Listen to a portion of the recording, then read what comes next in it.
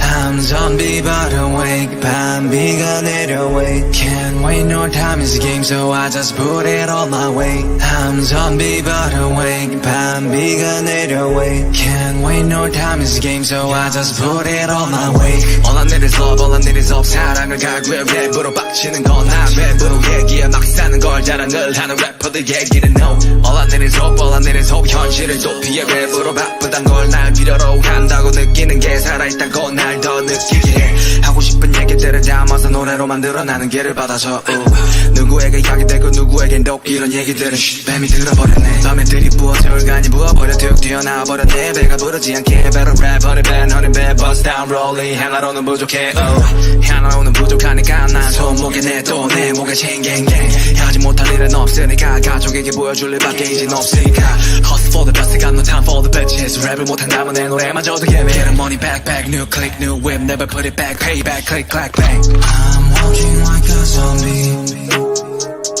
I'm rapping like a zombie I'm walking like a zombie I'm living like a zombie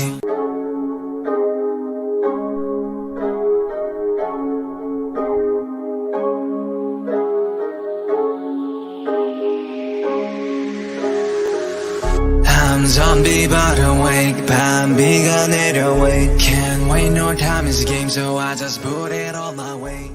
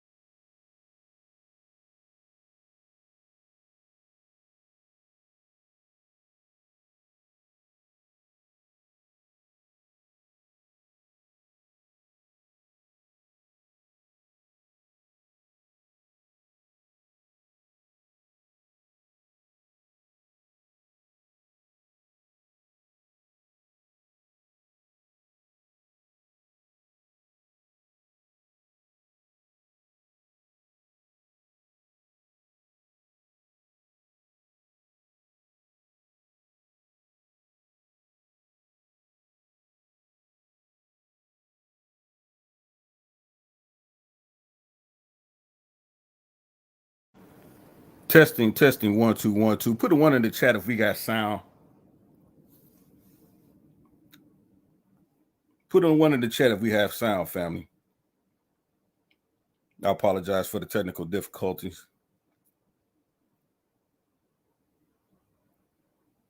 Somebody put in the 1 in the chat for me if we got sound. I think we got sound now.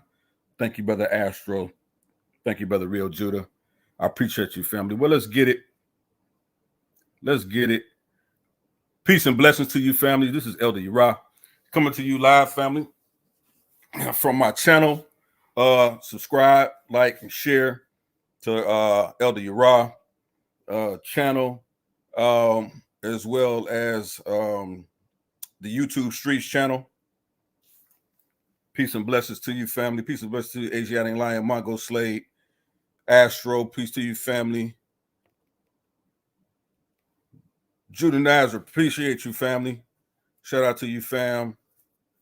Rozzy K. Harris, appreciate you, fam. Appreciate y'all being in the building. Thank you for your patience. Let's get into it. I'm not going to stop this flow today. Let's get into it. This whole divestment argument really came into my space. It's not something that I went looking for. Not something that, shout out to you, Reese from Philly. Appreciate you, brother. This is not something I went looking for, but this is an actual argument that really came into my space. And because I really hadn't really heard much about it, to be honest with you guys, I didn't say too much about it initially because I always like to study and see what the action is, the argument is always about. Because from what I understand, anytime I hear something, there's always two sides to a story, and then there's the truth. And so what I've come to realize and what I've come to understand is that, especially the last quarter of the year 2021, coming into this new year, what I said I was going to do is start doing more on my personal channel as well, and also subscribe to the Patriarch channel as well. We're going to be doing some things over there, the Patriarch Network channel. If you haven't subscribed, this is for men and women as well. Subscribe to that channel. We're going to be talking about things in regards to family, Black love, finances. We're going to be answering the hard questions, right? If you're going through a divorce, if you're a man, we want to deal with that. Women, if you're going through a divorce, we want to deal with that. We want to talk about that.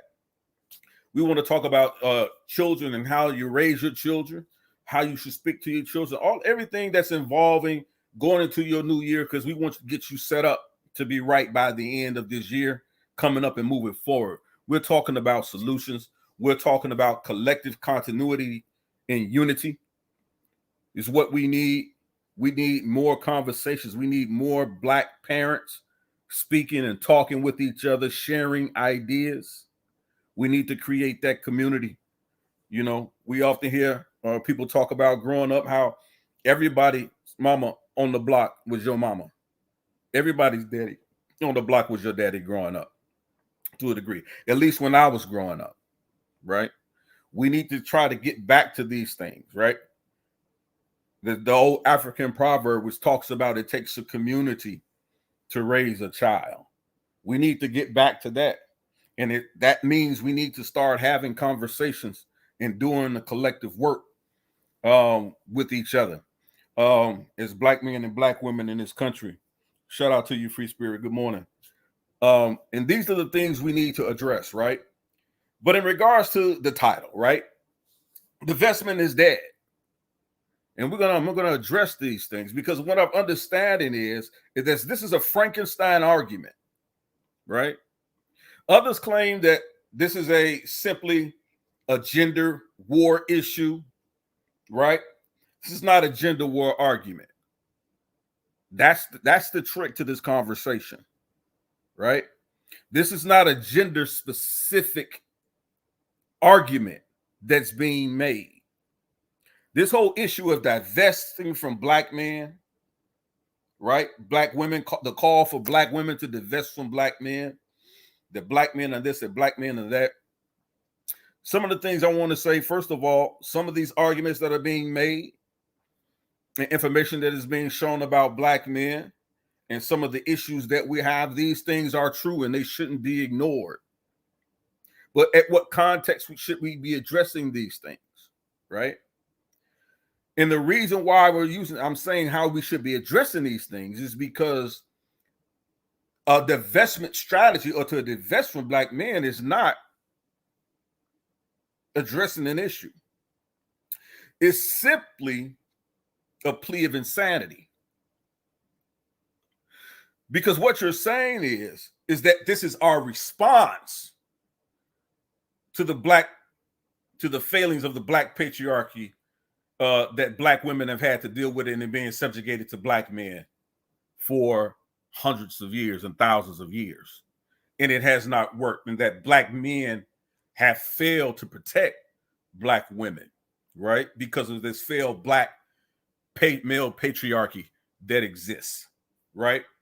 And so then the argument begins to get mudded and conflated, and that they simply want you to do is to exchange one system of patriarchy, of black male patriarchy. They want you to exchange that for white hegemony, or white male patriarchy, or Asian male patriarchy, or or white Hispanic patriarchy.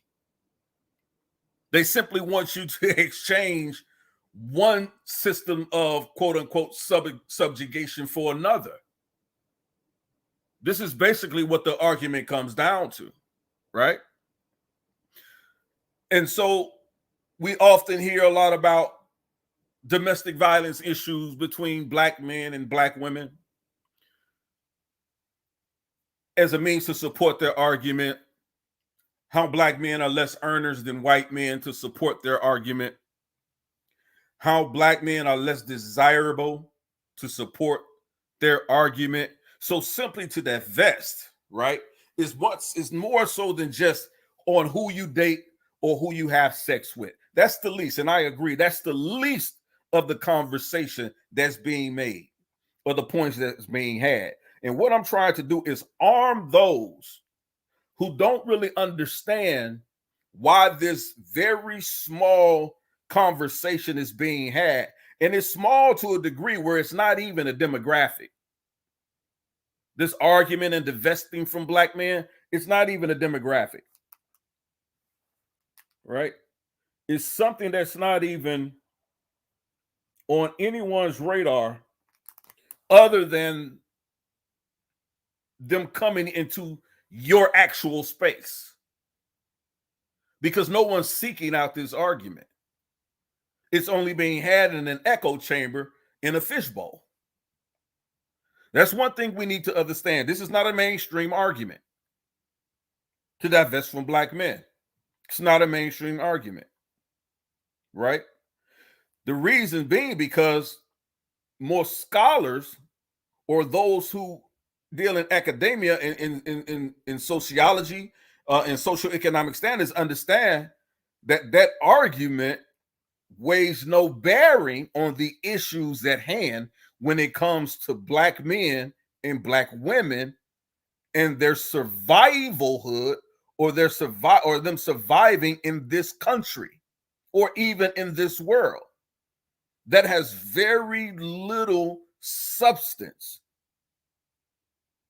It's an argument that you really wouldn't find any other cultures or any other racial group will push back on that, because simply what they understand in academia, in the scholastic circles, and in these conversations, that's merely a death sentence for both black men and black women to divest from each other.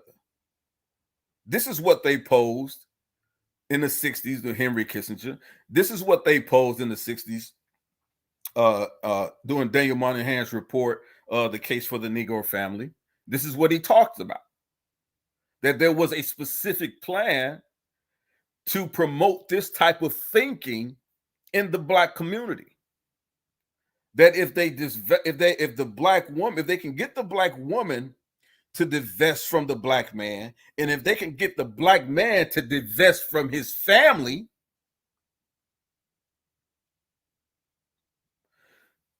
then the subjugation of black people can continue perpetually.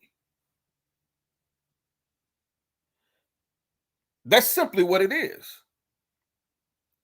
But oftentimes, what happens is that we get caught in certain aspects of the conversation based on appeal to emotions.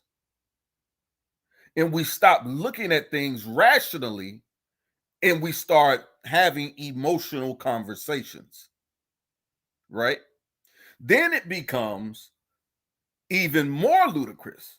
Are black women better than black men? Are black men better than black women? Obviously, hell no, on either side. So then all of the balance is gone. And where there's no balance, there's chaos.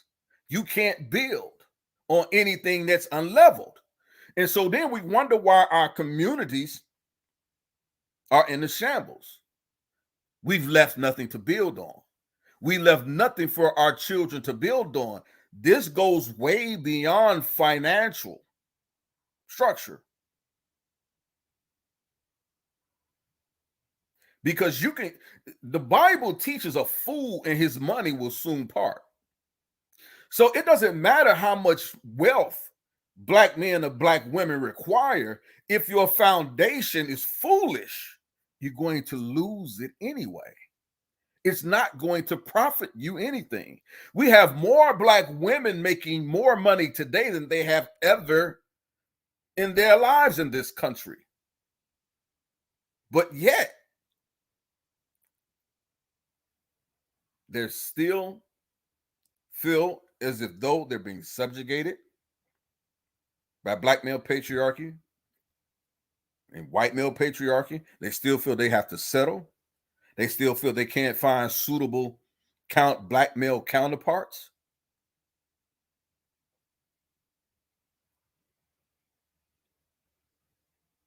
So simply divest. They want to divest from domestic abuse, domestic violence.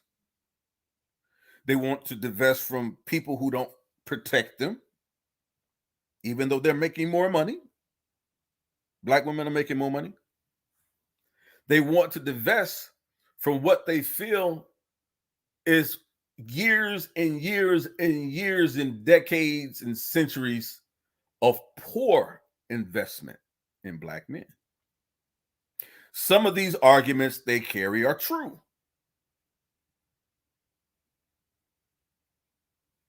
There is some validity to some of these arguments. Let's be balanced about it. But here's where the argument fails, right?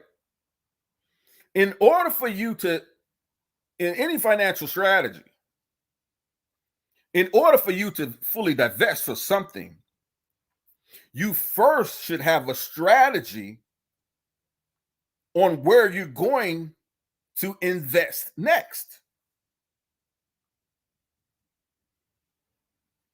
Right?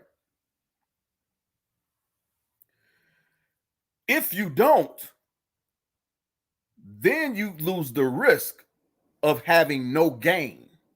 So divesting with no gain or no prospective gain or no prospects is a bad strategy. It's a bad argument. It's a poor foundation. You're not going to win. You're not going to win. Even the argument of divesting has failed, even simply divesting from fossil fuels. That movement is dead. Because you know why the argument of even those who were protesting to divest from fossil fuels, right? You know why that argument and that movement failed so quickly, as sure as it rose? Is because they had no viable alternatives to replace the energy that would have been lost, or energy that would have been able to be gained if they allowed fossil fuels or fracking or different things that nature. So the investment in and of itself, you had Kanye West a few years ago, right? Doing some of the Black Lives Matter marches, especially in Chicago. They were talking about divesting or defund the police, right? In the poorest neighborhoods, in the highest crime-ridden neighborhoods he no longer himself lived in or lives in.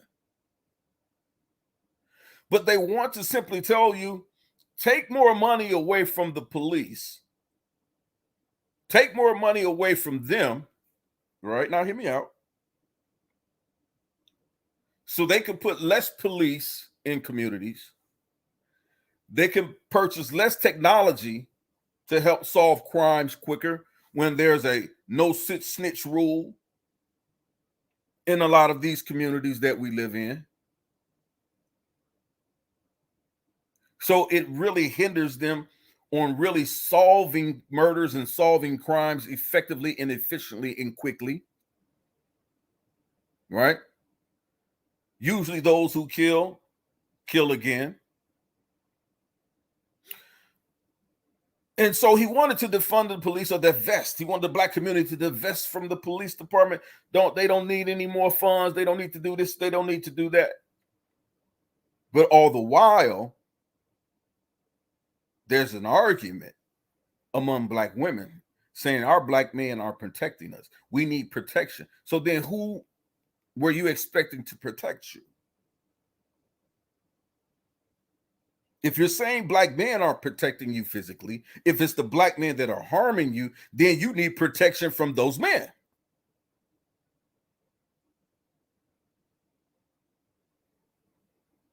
But you're marching with Kanye West saying divest and defund the police.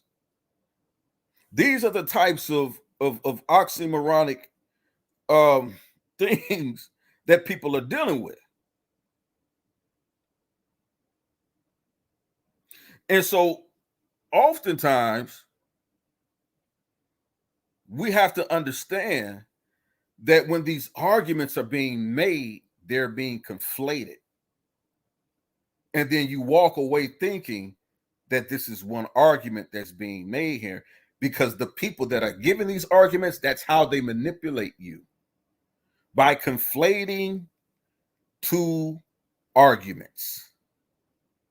Conflating two arguments when neither one has anything to do with the other. And so when you address them, oftentimes what they do is they'll put up one hand with the other hand behind their back as if they're making this argument. And the moment you turn your head, they switch up hands. They say, no, this is the argument. This is what I'm saying.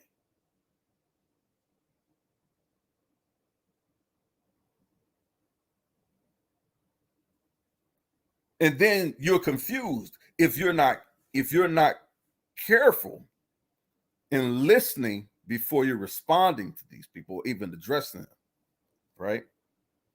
They like to do that. So let's get into some things, right?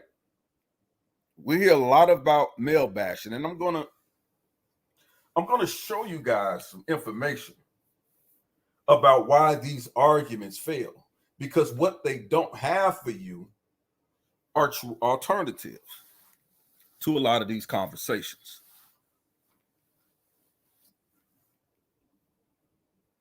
Agreed, Real Judah. It's called hypocrisy in the form of a contradiction. Absolutely.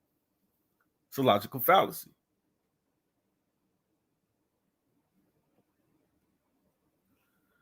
And so let's deal with this. I want you guys to see something, first of all.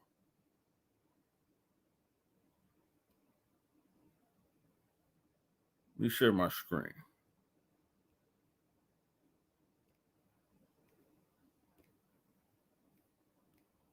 Let me share my screen. Hit the like button. Like, share, and subscribe. But let's deal with this first. about what we're seeing with these arguments. And really, let's deal with the psychology and the psychosis of what's being said. And this could be had even in the manosphere, right? The quote unquote manosphere. They're doing the same exact things. I'm telling my people today, get out of that manosphere, get out of this women's sphere. I know that's specifically a young ladies channel, but get away from that foolish argument and all of these other people out here that keep telling you to divest from black men. It's a mental health disease that they're capitalizing on. And what they're doing is really manipulating you. But this is a mental issue. But let's deal with this. I want to break this down for you guys, right? What is defensiveness? Right? What is defensiveness?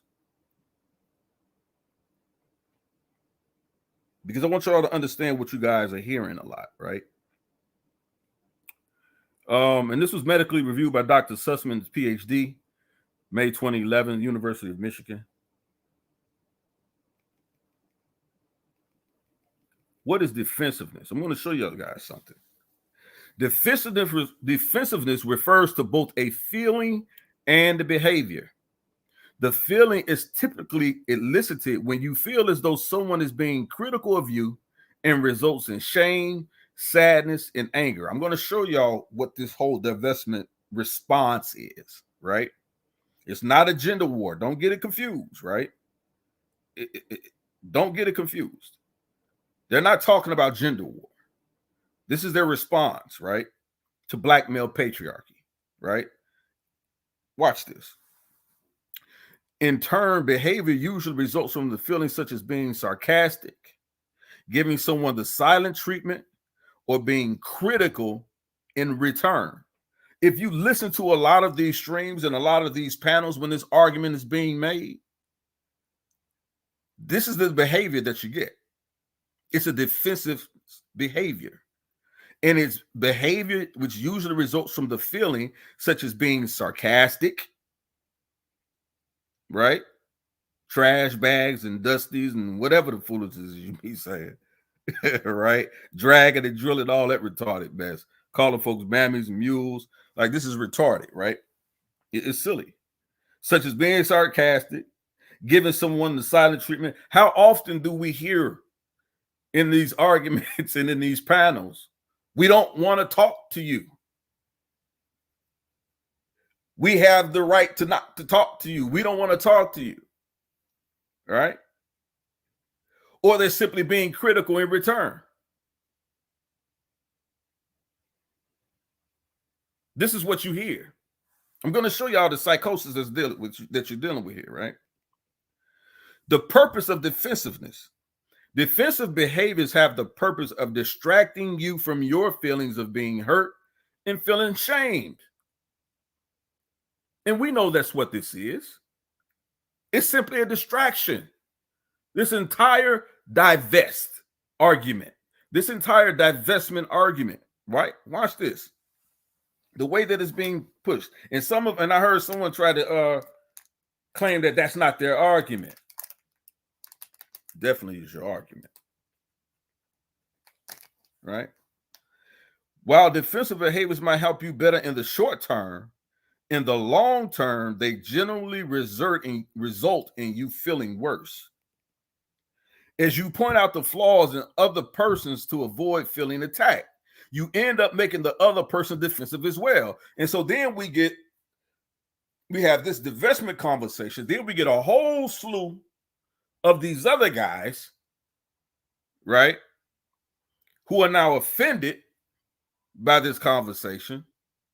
And so then they come on the attack, but it's only a defensive posture. So you have both sides. Nobody's communicating. Nobody's willing to look for a solution, but everybody's defensive now.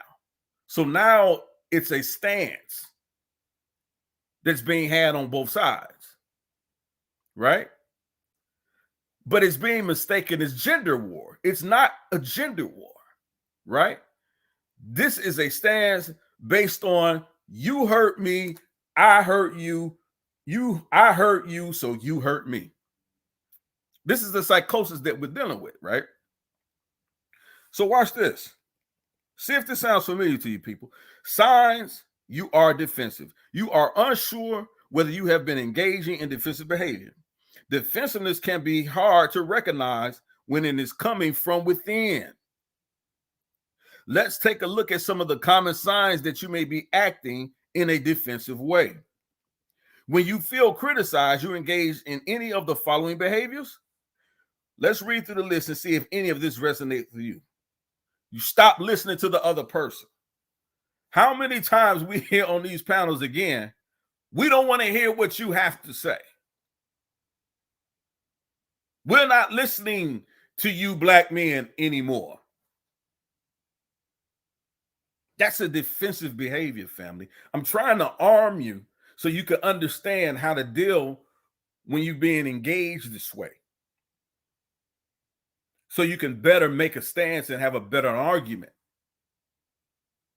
And not in an argument to tear down, but in an argument to show, say, hey, look, we need to set a proper foundation, because the response that you're giving, and they clearly tell you, this is simply our response to black men, where your response is defensive, not constructive.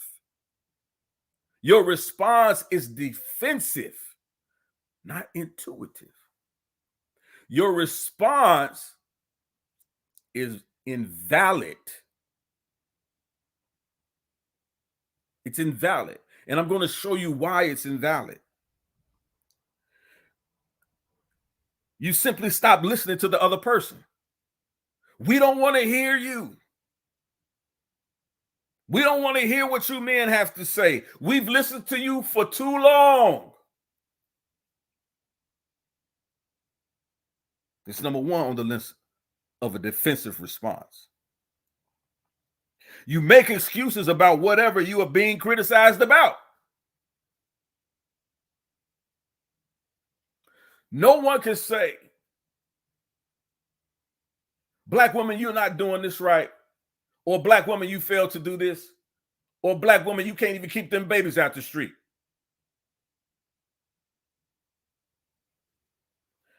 You take it and make excuses about whatever you're being criticized about. Black man, you need to get up off that couch and stop playing that Xbox, that PS5, and go get a job. Go look for a job. Support your children. Stop beating on that woman. But if she wouldn't have said that, or if she wouldn't have did this, or if you're making excuses.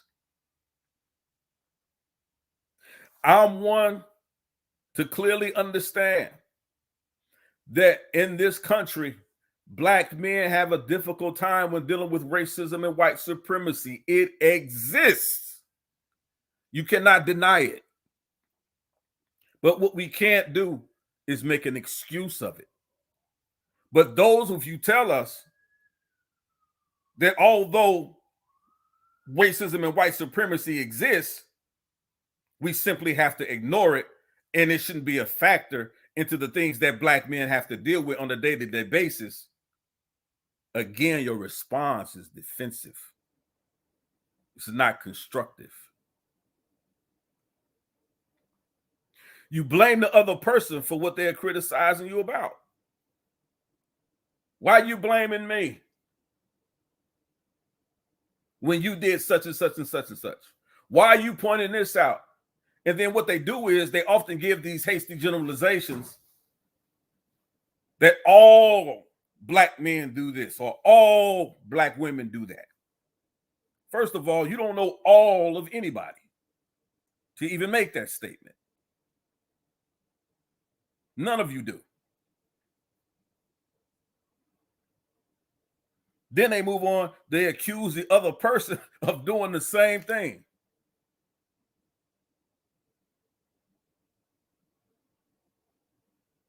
You don't want to let me talk. We can't have a voice. But the moment a black man hit a panel, a 19-year-old boy hits a panel for the black women, he can't get a word in edgewise. There has to be a fight among them to even for him to simply say, I'm just trying to simply understand. But then you want to try another group of panel of all black men when the black woman gets on and she can't get a word in edgewise. And so all you do is spend the whole time accusing each other of doing the same thing. This is a mental health issue, family, that a lot of us are dealing with. And then you try to justify your actions. I can simply say, if I don't want to have a black male baby pass through my womb because it's my womb. I can say hashtag abort.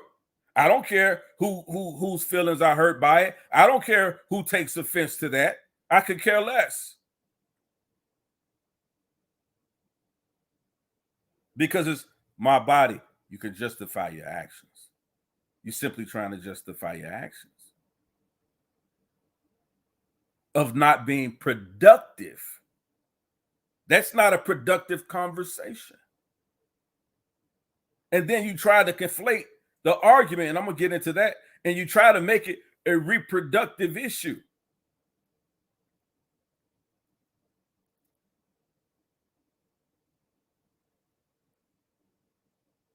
But you're filling it with hate speech.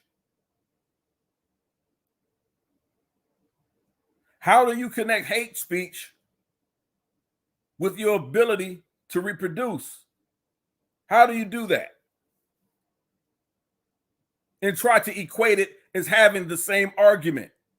That's a person who's full of manipulation, but you can do that with people who are unlearned and are unaware. I'm simply trying to arm you, family, how to make a decision effectively without being manipulated, without your emotions being played with, without them tickling your fancy.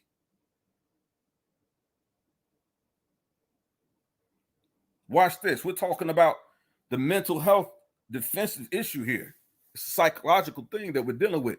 Bringing up past things that the other person did wrong and avoid talking about the current issue. I keep saying this, you only want to deal with the effects of something. You don't want to deal with the causes. You don't want to say, hey, look, that's what we were doing 20, 50 years ago. This is what we're doing now in some degree. But what's the current issue at hand? The current issue at hand is that both black men and black women are the less desirable race in this country. And we're headed in a decline, both black men and black women, because we are intrinsically tied to each other, simply based on race. Black woman, as the black man goes, so do you. Black man, as the black woman goes, so do you.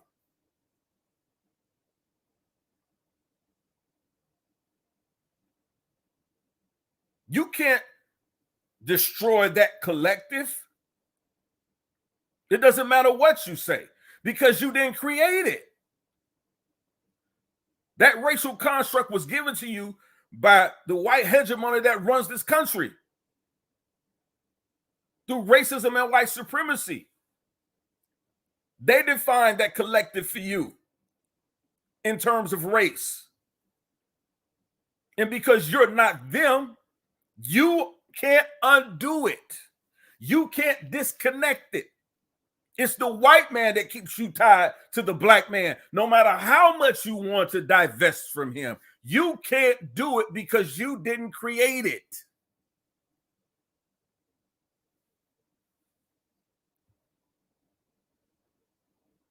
And I'm going to show it to you. Then you tell the other person that they should not feel the way that they do.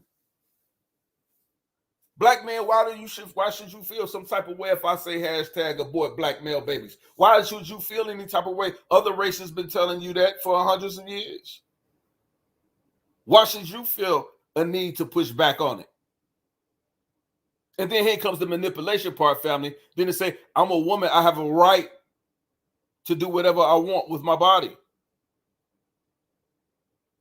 That's not the same issue as you talking about selective breeding.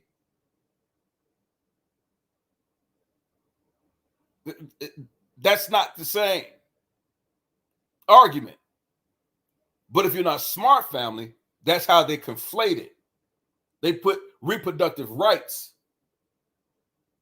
against and conflate it with the eugenics argument and tell you, oh, but it's the same. No, it's not the same. It's not the same. But if you're not careful, they'll trap you in that argument. I'm trying to tell you, brothers and you sisters, how to deal with this foolishness. Because it's a foolish argument.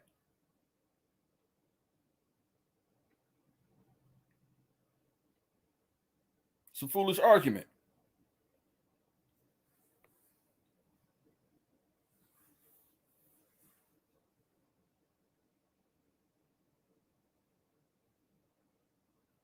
Let's continue. Now watch this, people. I want you to understand. This is what I mean about why we're hearing this argument. This divest from black men. Why are we hearing this argument? I'm telling you why divestment is dead.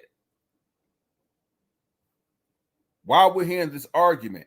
Their response, and they'll tell you simply that's what it is. It's a response to black male patriarchy and the subjugation that black women have had to deal with black men, and them not feeling protected black men, and them being abused black men, and black men doing this and black men doing that, but none of them are here without a black man.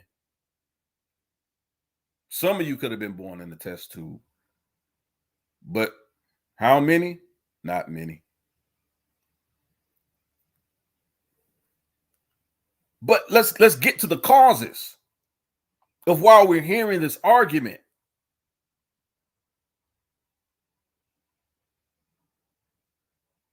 Like, share, and subscribe, family. Shout out to you, VW. Watch this. Causes for defensiveness. If you started to recognize defensiveness in yourself, you might be wondering why it started and what caused it. I keep telling you, we got to understand the causes, family. This is how you deal with these arguments that have failed and what might be underlying it. See, they only want you to focus on putting a Band-Aid on the gunshot wound. That's never going to solve an issue or deal with anything. That's a coward move. That's a cop-out. Let's deal with the causes of why you're hearing this weak divestment or divest argument. Watch this. Below are some of the typical causes of origins of being defensive. Watch this. Because they're telling you that this is their response to the black man. This whole divestment argument is the response to the black man, right? And what they've had to deal with black men, right? Number one, it's simply a reaction to feeling insecure or fearful. Case in point, we're divesting because the black man don't protect the black woman. Isn't that what they tell you? Isn't that what we hear? It's a reaction to feeling insecure or fearful. That is a feeling of insecure. When they say the black man doesn't protect the black woman, so we must divest, that's a feeling or pronouncement of insecurity and fear. That's number one when you're dealing with a defensive response. That's all that this is. For example, if you were bullied as a child, you might turn into a bully yourself. And so this is what they're telling you. Black men, you've bullied us for too long. So we're pushing back. So now we're going to be the bullies. And the sad part about it is they think that's a viable way to survive. We already read earlier that when you respond in a defensive manner and what's that you're doing, it's only for a short period of time. It's a fad. It may make you feel good and may sound good at the moment, but in the long run, you're going to fail. There is no end. There is no positive construction behind it. This is why divestment is dead.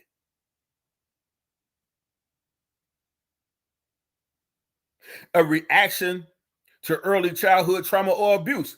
I keep doing these streams and I'm telling you guys, a lot of what we're hearing and what we're dealing with, a lot of these women and men have early childhood trauma or abuse. They've either seen their mother get beat on by some ignorant drunk man, boyfriend or daddy. They've been molested or sexually abused themselves.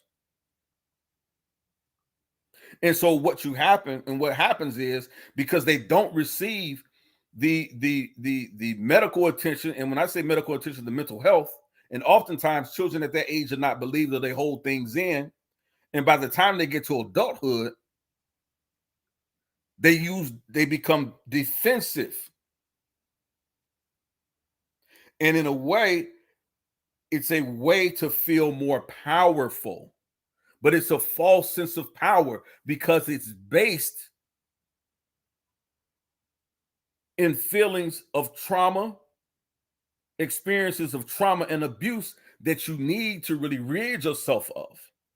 You really need to seek counseling, both black men and black women. The black men that attack black women in this way, there are a lot. I did a show a couple of weeks ago that predators are made. They're not born.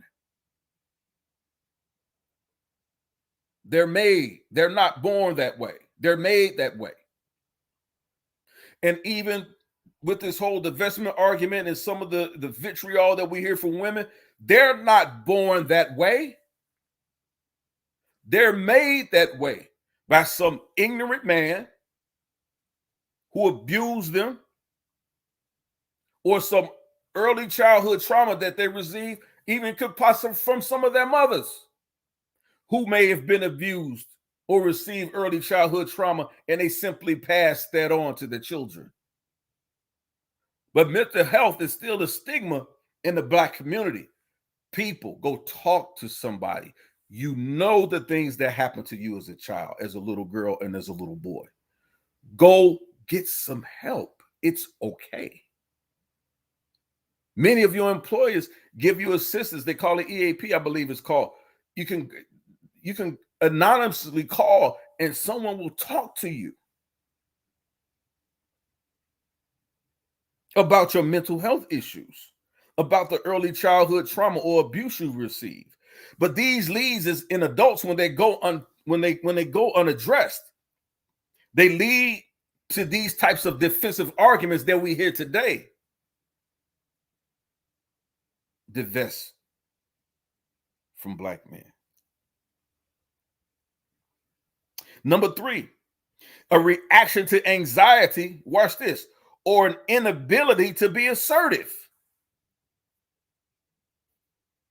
I read a study a couple of days ago that talks about the number one reason that black women are often paid less than black men. And it's not because of education, and it's not because of gender.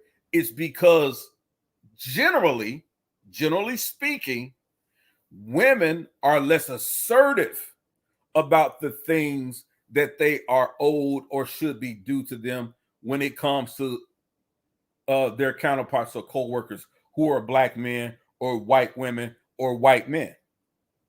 They're less assertive. And so because they're less assertive, they don't often speak up for themselves. So what happens is,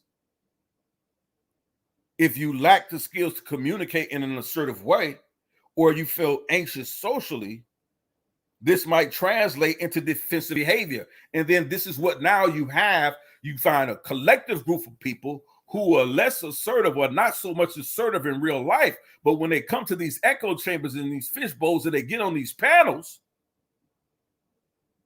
they're overly assertive. They really can't have a conversation because they're what? Automatically in defense mode. And so They began to curse and flail and flip because they're automatically in defense mode. This is a mental health issue. It's a mental behavior. It's a defensive behavior.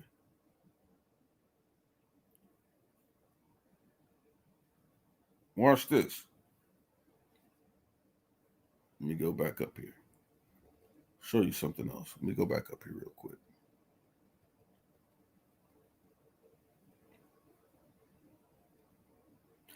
A reaction to shame or guilt. If you are feeling guilty about something and someone else brings up a related topic, then you might respond in a defensive behavior. There are many women that I've talked to who in their latter years who have experienced and gone through the abortion process for whatever reasons. That's not even my issue. For whatever reason they've chosen, decided to do that. In their later years, it's hard for them to be involved or even hear that conversation because it does come with some shame and some guilt. No matter how you tell them it's their right, they still deal with the shame and guilt of it. And so oftentimes what they do, they even turn to advocate for pro-lifers or the pro-life argument versus pro-choice, or they simply become extremely defensive about anyone who brings up abortion and a woman's rights over her reproductive organs. They can become extremely defensive. And the reason why that is because they carry some shame and some guilt. Or they get behind an extreme argument. #abort. They're willing to get behind that because it's so extreme, it masks. It gives them a sense of power to say it because they are dealing with the shame and the guilt of having had abortions themselves.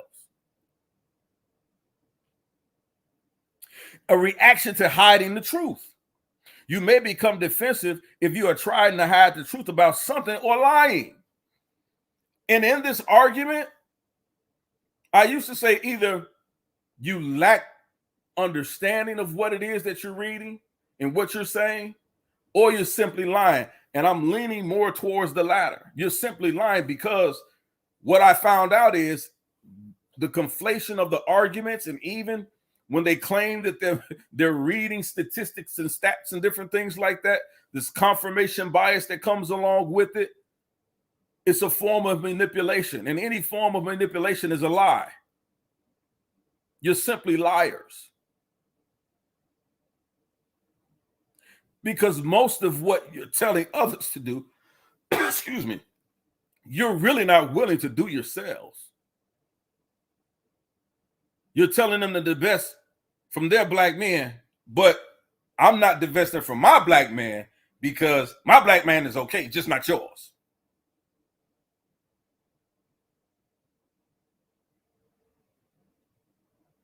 They're willing to do the things, they're doing the things that they know that you're willing to do, that they're not willing to do themselves. That's a scammer. That's a manipulator. That's a liar. A reaction to attacks on your character or behavior. If you feel as though you need to justify actions you have taken on some aspect of your character, then you may respond in a defensive manner. They don't want you to tell them about their behavior. Black men or black women. No one can tell you about your character. Nobody can tell you about your behavior. I instantly become defensive.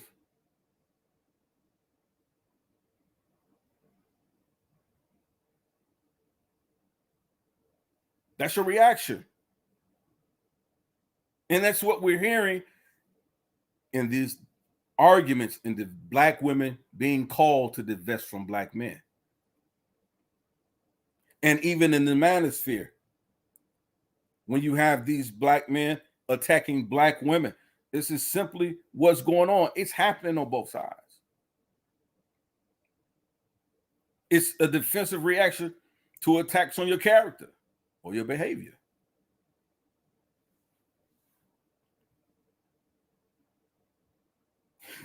A reaction to feeling helpless to change. If someone points out a part of you that you want to change but feel helpless about, then you may respond in a defensive manner. So if I tell you, or someone says you got a bad attitude, you're sarcastic, you're snipey, you're gripey, you know it's true, but you've retreated to that behavior for so long because it gives you a false sense of power. You've retreated to that negative behavior for so long, calling folks out of their names, right? Telling them that they don't deserve to live.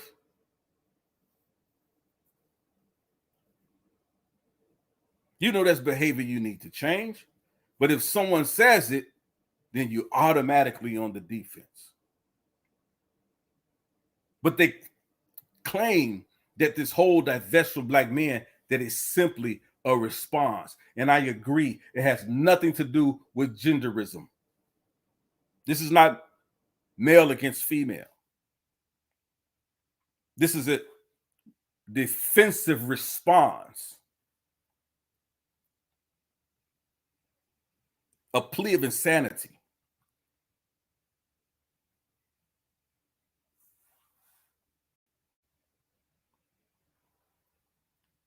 Let me show you something else. A symptom of mental health disorder. I'm telling you, black folks, I'm going to say it like that, black folks, we need to understand that mental health is something that is eating away in our community. It's going unchecked for too long.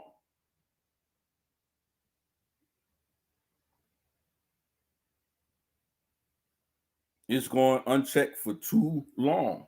Mental health is a real issue. Mental health disorder is a real issue in our communities. A lot of the things that people overlook in a lot of these conversations, they didn't just close down schools in these communities. They didn't just close down Planned Parenthoods in some communities on other sides. They didn't close down a lot of community centers. They didn't just close down a lot of community centers and different things like that, but they closed down a lot of mental health institutions in the inner cities. We know for a fact during in Chicago, during Rahm Emanuel's tenure, that was one of the things that he did. He shut down the prominent and the most servicing mental health institutions, forcing a lot of people who deal with mental health issues out onto the streets. They could no longer get needed medications because they didn't have, most homeless people have difficulties providing an address. So you couldn't write a prescription without an address. And so a lot of them who were receiving services at these facilities will no longer be able to receive services because they're no longer under a doctor's care for mental health issues. So they couldn't be prescribed the needed medications that they needed to function. So they were forced out into the streets. This is why you see a lot of homelessness increasing. Is because a lot of these people were being looked after in mental health facilities and even in their homes. But if they're lacking the diagnoses, especially as adults, if they're lacking diagnoses because they don't have any access to the mental health facilities anymore, then the government funding and the supplemental security income is no longer awarded to them. Or if it is awarded to them, they don't have the mental capacity to be a functioning adult. And so now they're struggling to pay rent. They're struggling to keep housing. And so now they're forced out onto the streets.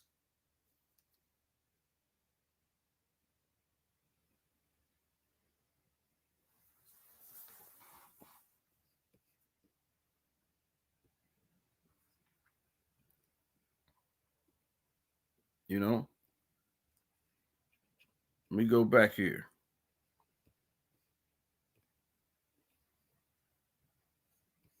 I wanted to share that again.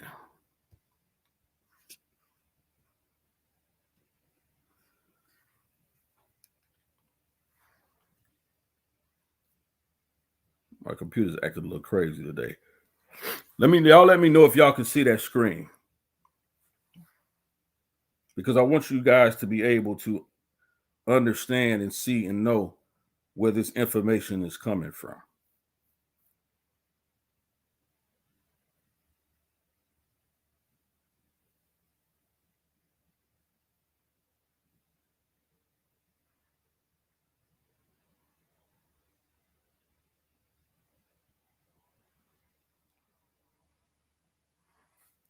Great.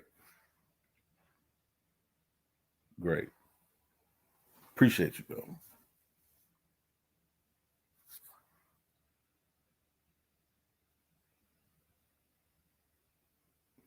And so this is the argument. I want you guys to understand the argument that you're hearing, that is simply a response. And I agree with them. This is a response. It's not a gender war being made, but it's a response.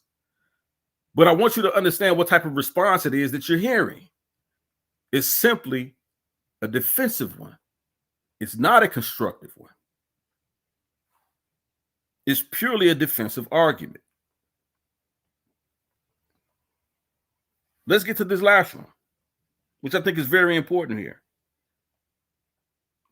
A learned behavior. And this is what we're seeing a lot of these people giving us in this particular response of divesting from Black men. It's a learned behavior, because many of you have not experienced every experience as the other ones, as some other women may have, who's going through some different issues and different things. But you're dealing with learned behaviors, things that you're picking up from the people who you talk to every day. So you facilitate and perpetuate this false construct, this false argument, that in somehow you're effectively pushing back or addressing Black patriarchy because it's failed you as a Black woman. And because you simply say that, but the issue is that a lot of you are only parroting, because once you push back on it, you have no evidence to support your claims. You have no data, no statistics. All you have is ad hominem attacks, vitriol and foul language. And you simply say, no, it isn't. Or I don't need to listen to you.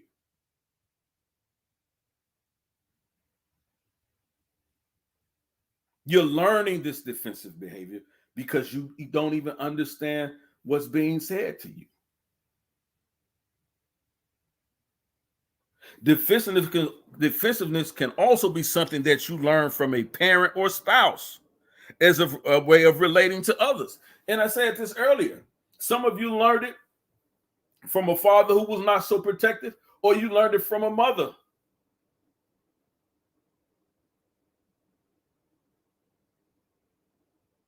That's why I said before in one of my earlier presentations, study psychology sometimes, people, because this is a lot of things that you're dealing with psychological. Study Bonifer's rings. Bonifer tells you that your behavior today, right now, is mostly influenced by the people who were closest to you. And then that circle, just like rings on the tree, you can tell the age of a tree when you cut it in half. You can tell its age by the number of rings it has. And Bonifer's rings work the same way, but that first circle, that sapling, when you cut a tree open, that first circle, the one directly in the middle, that's when it's sapling, when the tree first sprouted up. Bonifer says that ring is what most influence you as a child, the people that are in that first ring, and that's usually a mother or a father. The second ring is usually a sibling. Third may be family members or friends. Fourth may be co-workers. Fifth may be other associates. Sixth may be your the environment, the locality that you live in, the environment that you live in. And it goes all the way out to governments and religious leaders.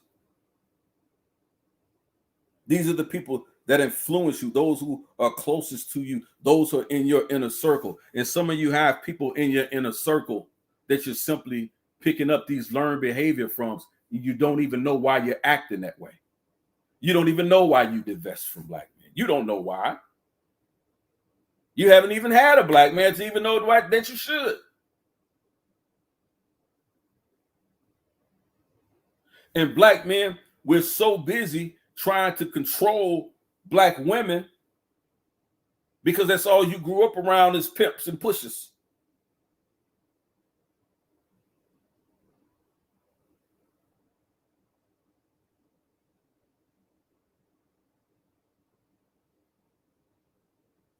And so we have to look at this thing on both sides. But this argument of divestment is dead. It's dead. And I'm going to get into the bare bones of why your argument is even dead.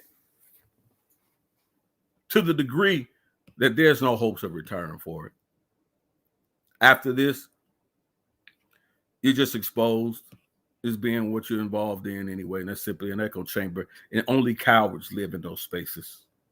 Only people who want to live behind the defensive arguments and the defensive stances only live in those constricted areas. You'll never expand outside of that unless you decide to face the truth about who you are. Not no one else, about who you are. You'll never move outside of that space. Let's deal with this. A lot of the argument I hear is, it's not about dating. It's not about who we date.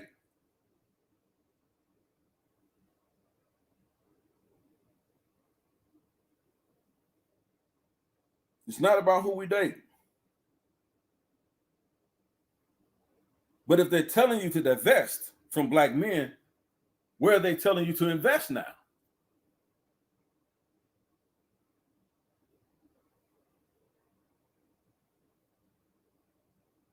Where they're telling you to divest now? Because when you ask white men about black women, and see, this is the conversation I never hear, right? Y'all just think we only talking about white men. We talking about Asian men, and no, we're not talking about Asian men. Because culturally, and I was having this conversation the other day, culturally, you don't fit in that Asian culture. Not that white Asian culture. So we're not talking about Asians.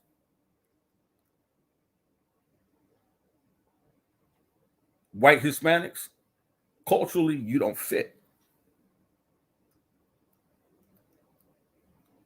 All that, listen, with these Asian cultures, Chinese cultures, African cultures, white Hispanic cultures, they ain't trying to hear none of that boss chick shit. I'm a boss chick. No, all that shit is dead and gone. So you've been calling yourself a boss chick for the past 5 or 6 years. And in your mind, you think you're going to pull an Asian man out of his culture into your world of madness, into your multiverse of madness, that he's going to leave and forget his cultural practices and his upbringing. any Asian man, any white Hispanic man, any Mexican man of Mexican heritage, any man of Native American heritage, they're not finna trade their cultural identity for your foolishness. They're not about to do that.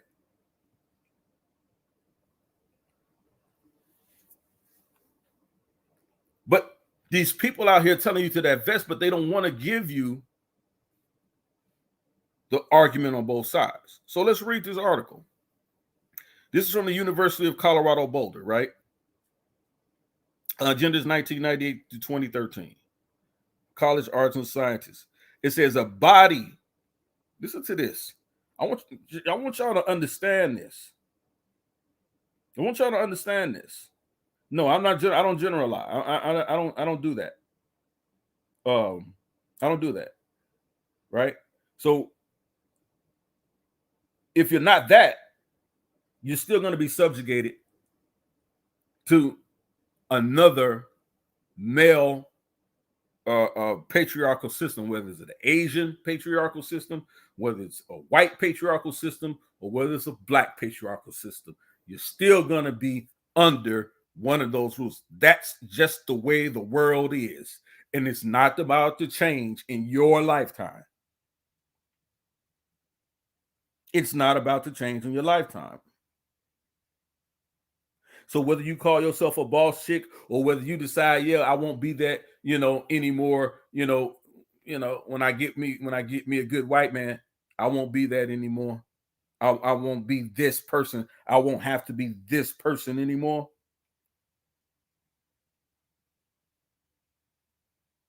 You're still looking to subjugate yourself to something if you don't change your mindset. And if you don't get rid of this retarded argument. And I'm going to show you why. I'm going to show you why. A body that does not compare. How white men define black female beauty in the era of colorblindness.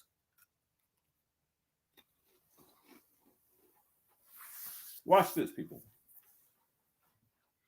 Just the term black women conjures up thoughts of an overweight, dark-skinned, loud, poorly educated person with gold teeth yelling at somebody in public. I hope that doesn't make me racist, but honestly, that's the first thing I think of. Lee, a middle-class white male in his 30s from Florida. In this study, that was his quote.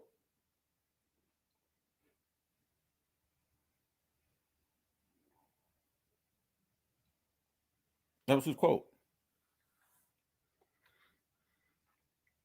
In this quote, Lee provides a highly racialized, gendered, and class view of black women. Lee is a middle-class white male with no black female friends, rare interactions with black families growing up, and who states his interactions with black women only consist of work-related experiences.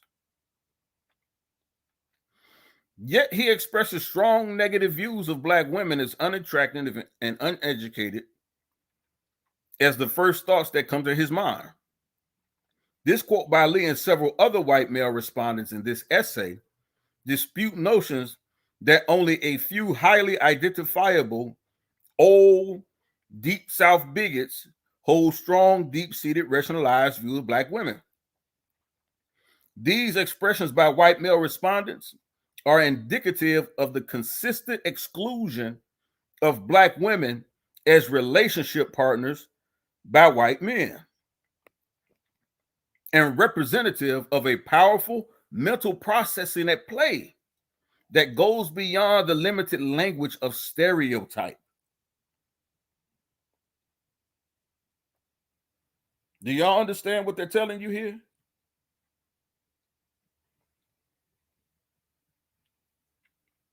That this type of rhetoric ain't coming from old dirty white men still holding on to racist Confederate ideas, living below the Mason-Dixon line.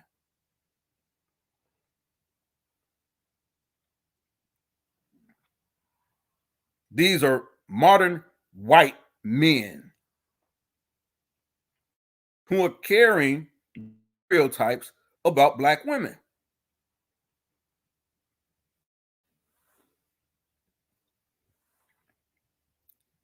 Because opposing the question, if you're telling black women to divest from black men, but you don't give them anywhere else to invest, anything else to invest in, where's their gain from divesting?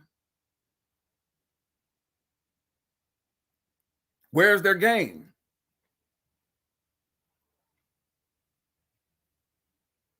I'm telling you, it ain't where you think it is. Census data reveals that black women have the lowest interracial marriage rate of all women except white women. And the interracial marriage rate of black women and white men has modestly increased from 1% in 1970 to just 4.1% in 2000. Leah Emerson, 2005. Research also shows that black women are overwhelmingly excluded as interracial dating partners, with one study showing that white men excluded black women as dating options at 93%.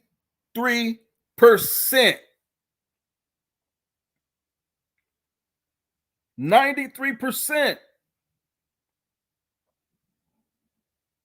They're not messing with y'all.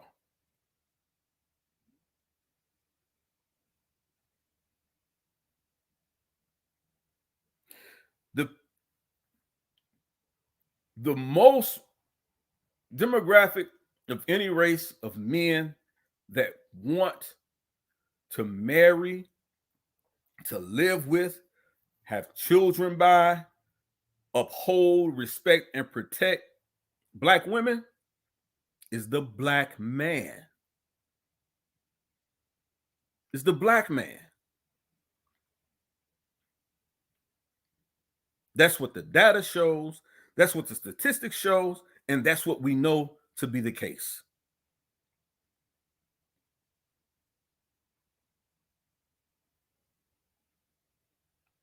That's exactly what it is. Because what you can't do is come here and lie about what it is that we're telling you. The only thing you can do is give us more of that defensive argument of divestment and say, you know what? I'm going to ignore the truth. That's why divestment is dead. It's only a defense argument. It's only a defense mechanism. That's it. It carries no weight.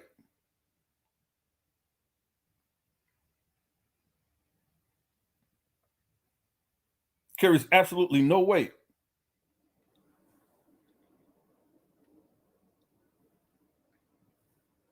Census data and interracial dating studies show a long-standing, persistent trend of black women as an excluded heterosexual relationship partner from white men and other men of color.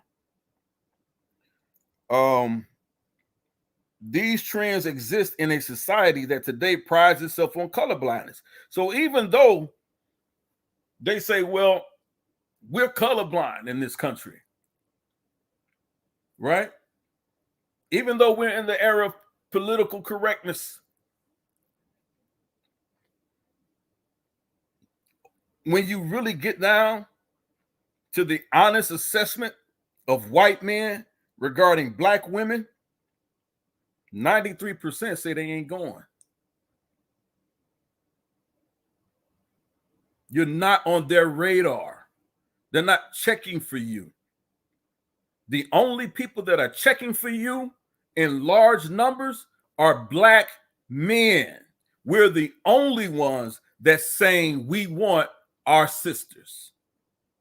We want our women.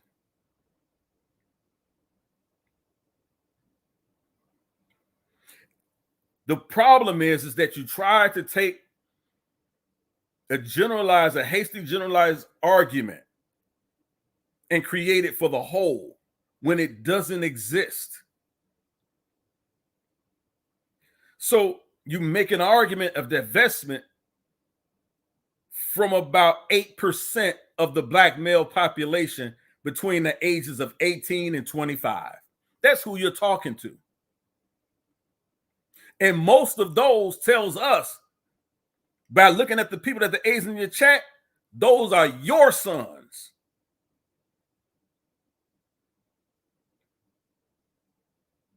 Those are your sons between the ages of 18 and 25 of that 8% that you talk about.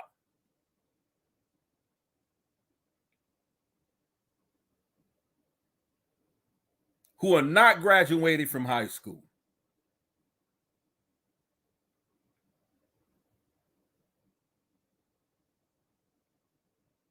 Who are not in the job market.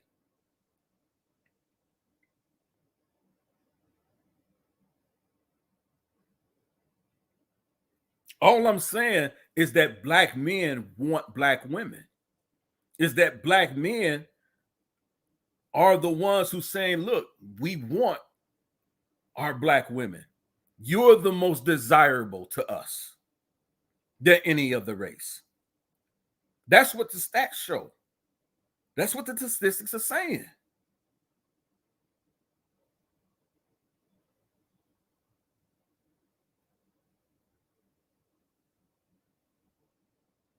Now, this is not an argument or a statement to be made to absolve black men from the indiscretions, from the infidelity, from the lack of being self-motivated. I'm not absolving black men from that. That is a problem in our community. But if it's being not addressed, or if it's being dismissed by black women as simply an excuse for black men, then you're only talking about your sons. You're only talking about your sons, because that only holds for the demographic of black men between the ages of 18 to 25. Those are your kids you're talking about. Those are your children.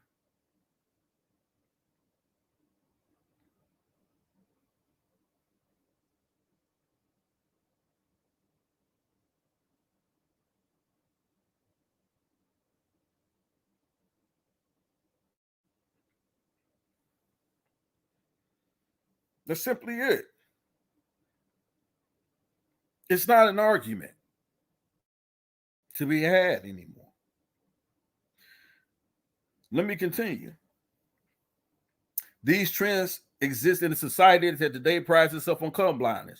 Current research studies on interracial marriage decisions in the current hegemonic race, that means white men,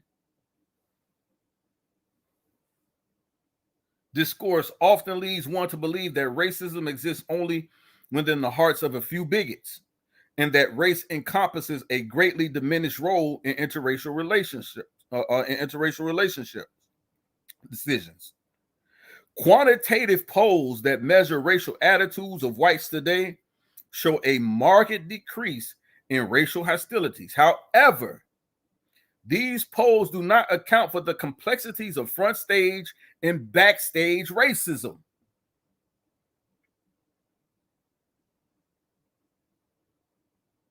Whereby whites, listen to this, manipulate racial performances for their settings that they are in. In other words, even though they'll talk to you and tell you, oh, we're colorblind here, and then they'll chide, you'll see one white person jump on another white person for not being politically correct when he's talking about black folks or racial issues of racism and white supremacy. They'll do that on Front Street, but behind closed doors, they're in agreement with the same racist and white supremacist ideals that they will get on TV and condemn. There was just a story on the other day, and I saved the article. I got to go back and find it. But there was a white judge, a female judge. I believe she was in Michigan. A female judge whom while she was at home, on her video camera, there were seemed like two African American teens breaking into her car in her driver, attempted to steal a car in her driveway. And you can clearly hear her and her husband on the video in their home being recorded as they're watching the theft unfold, referencing these young African American men as roaches. Now, she's a white judge, and this is how she's referring, not forgetting she's being recorded on her own home security camera, in-home security camera with the audio on, as she's watching this theft take place, referring to the black boys as roaches and how they're worthless human beings, and that black are the lowest of the low.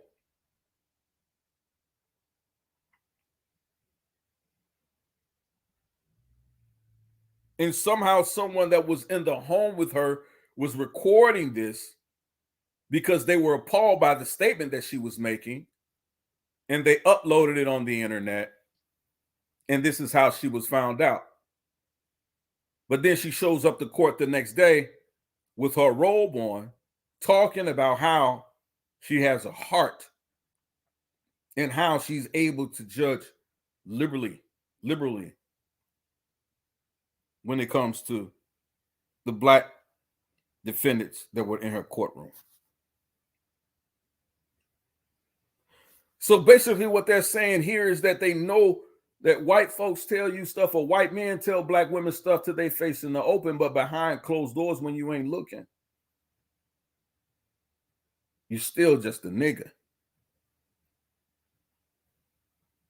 This is what Gary Owens' wife, during their divorce, this is what she brought out and said, look, yeah, y'all like him, y'all accepting him, he's a funny white guy, but it wasn't so funny at times when he was calling me a nigga, or that he even got me to call another black woman a nigga live. Honey, I can't say it, but you go ahead and say it.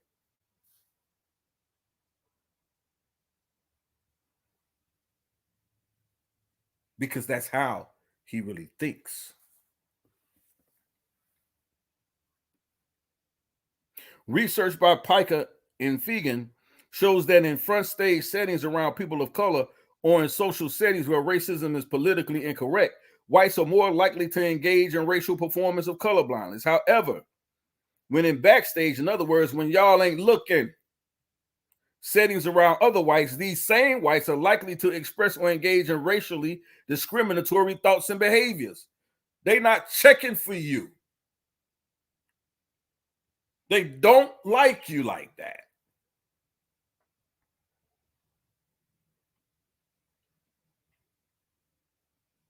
They're not into you.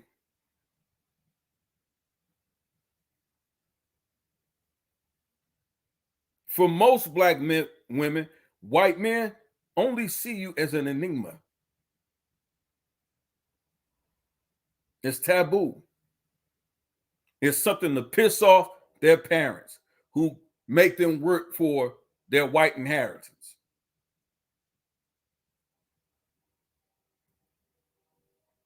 To understand the phenomenon of black women's consistent exclusion as relationship partners for white men, a critical theoretical assessment must be undertaken that debunks notions of colorblindness and imperatively places race, intersected with gender and class, as the focal point.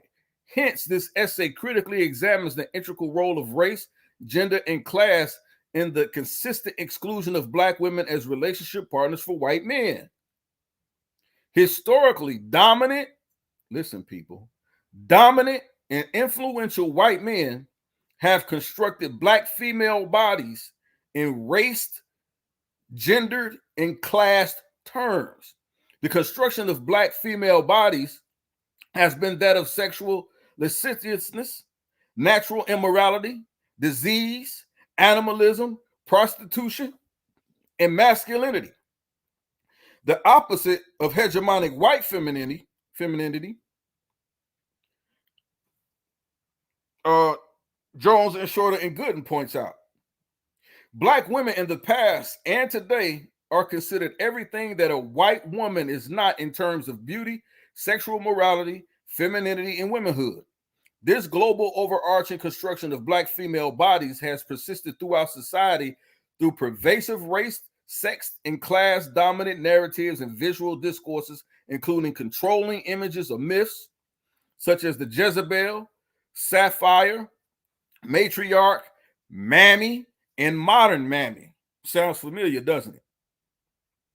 The construction of Black female bodies and the class and gender construction of whites have come to represent hegemonic edifices due to elite white men's power to construct and control reality in such a way that it best maintains white domination and power and the general subordination of other groups. Whites have effectively framed the ways in which everyday whites and people in general come to know, see, and understand Black women and society in general in race, gender, and class ways. This long-standing, historically constructed knowledge of Black women has become embedded in the deep frame of many contemporary white men. A deep frame represents our deep worldview and mental infrastructure of our mind, which consists of cognition, knowledge, emotions, and discourse used to make sense of our everyday world. The social construction of Black female bodies as the abject opposite of white women is an integral component of the deep frame of whites, as well as people of color, along with other racialized, gendered, and class elements. This is the knowledge base that informs contemporary white men's perception of white women. They don't see you anything more than that today.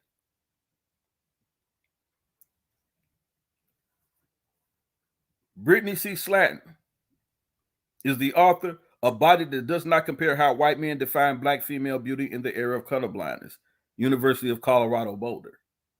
This is a study from Genders 1998 to 2013, College of Arts and Sciences. Go check it out, people.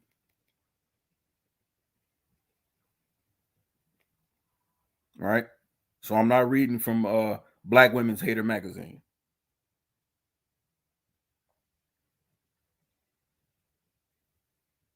I'm trying to get you guys to understand that if they're telling you to divest from Black men, where are they telling you to invest into?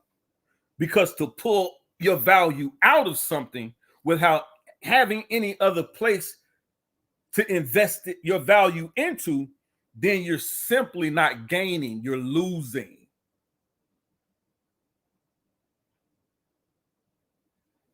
You're losing.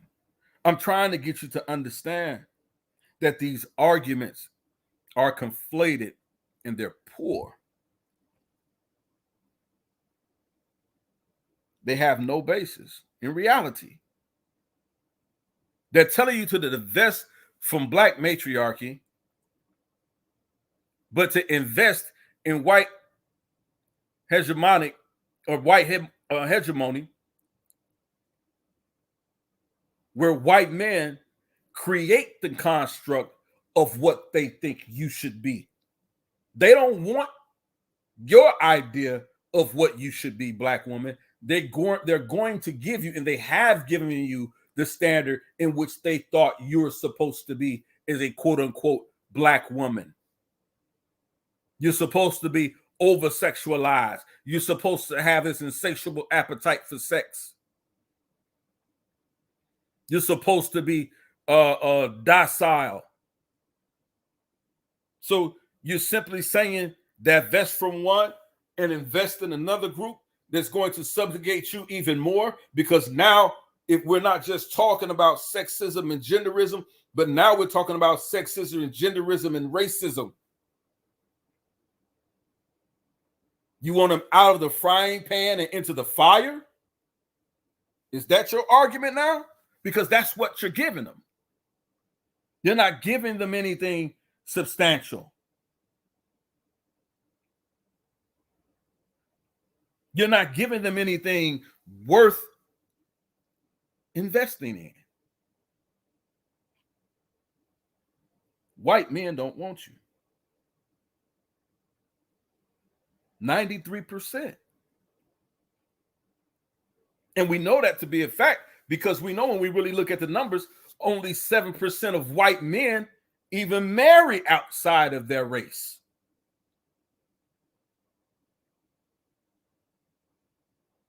Only 7%.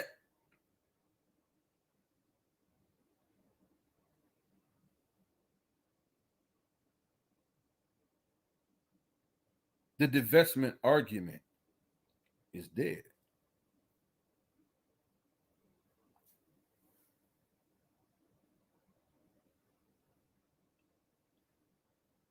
It's dead. Hit that like button, family. Share, subscribe to Elder Yara. Like, share, and subscribe to the YouTube Streets channel and the Patriot Network as well. Like, share, subscribe, people. We in the building with it today.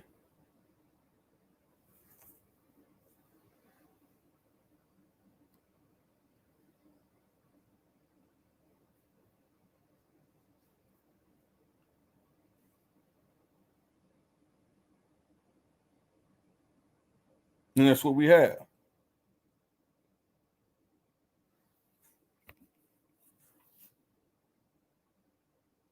Shout out to No Holds Bars. Absolutely.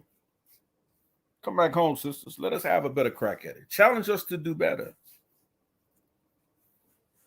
Challenge us to do better.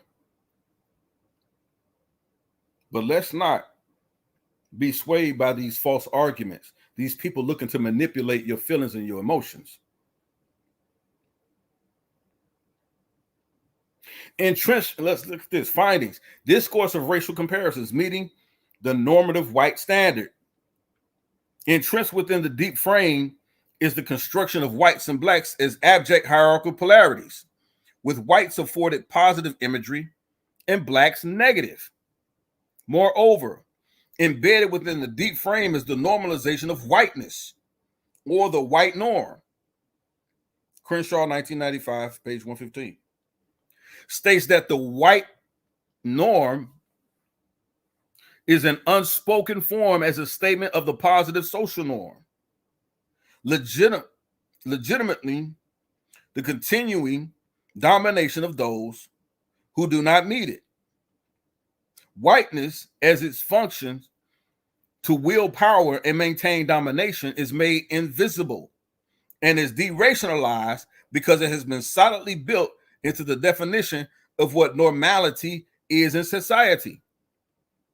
Whites have essentially colonized the definition of normal and have explicated differences or opposition to this norm as blackness. According to Colt, 1977, normalization is an instrument of power and plays a role in classification and hierarchization. Thus, the normative standard of whiteness continually inscribes white as the ideal entity, as innate superiority, and maintains white privileges and domination, yet in a more facet fashion than in the Jim Crow era. So even more so today in the Jim Crow era, the term of basically white is right exists even more today. Even in realms, in terms of what's considered beautiful.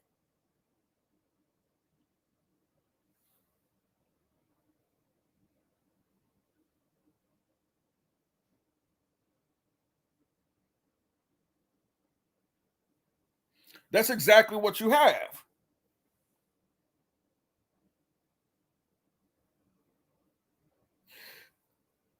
What cowards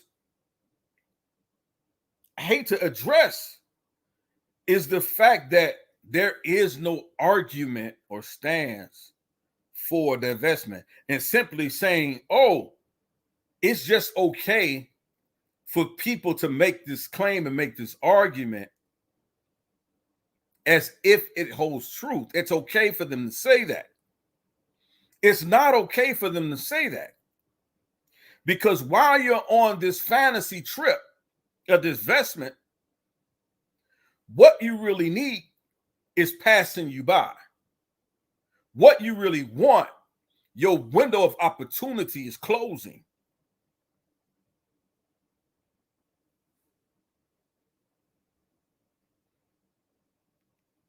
And that's really what it is.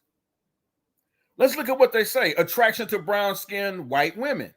Around 54% of white male respondents describe themselves as physically attracted to black women, while 46% describe themselves as either rarely attracted to black women or not attracted to black women at all. Interestingly, respondents from the southern region describe themselves as attracted or rarely attracted to black women at virtually the same percentage, 55% and 45% respectively, as the overall research sample. It is important to note that while Tennessee were generally more likely to engage in racially inflammatory language and less likely to use colorblind discourse, the finding is representative of the historical differences in racial discourse and interactions in cross regions.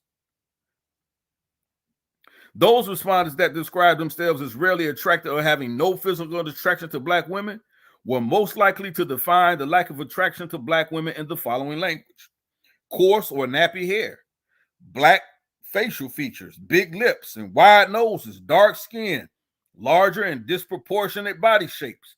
Those respondents that describe themselves as attracted to black women stated that they were most attracted to black women's eyes, lips, and skin tone. However, some of the respondents that described themselves as attracted to black women stated that they were not attracted to black women with kinky hair, wide noses, and large body shapes, and some had preferences for black women with light skin and straight hair. While there were some responses that attempted to use colorblind language in describing physical attraction to black women, stating they found the same things physically attractive to black women as they did in white women, or that they see no color. When it comes to physical attraction or interest in things physically attractive in black women, as they did in white women, or say that they see no color. When it comes to physical attraction or interest in women, it is important to critically analyze this. As the research discussed earlier shows, black women are overwhelmingly excluded as dating and marriage options by white men. Thus, despite the profession by some white men of colorblindness, the material reality shows that something else is in play. In other words, they don't mind dating black women, but as long as you don't have natural looking hair and your nose isn't too wide and you have the right body shape.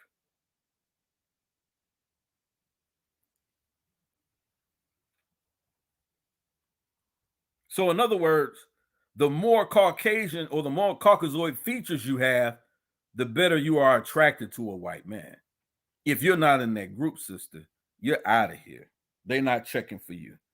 They're looking for the Paula Pattons. They're not looking for y'all. Respondents that found black women unattractive. Let's go down a little further. Ross, a middle-class white male in his 40s, also from Texas, offered a similar standard of attraction to black women. Sexual attraction for women is a combination of physical and personal attributes. If I find a black woman attractive, it's because their hair type and facial features are more representative of the Caucasian race. If that aspect is attractive, then their speech and intelligence level would have to be more representative that found more prevalent in other races, such as Caucasian or Asian, i.e. anthropological mongoloids. In other words, you have to almost look white and act white and talk white for most young, modern white men today to even find you attractive. Again, racism and white supremacy shaping the identity of black women about what's attractive or not. But to divest from black men simply to be subjugated by the white racial construct of white men is better? Is better?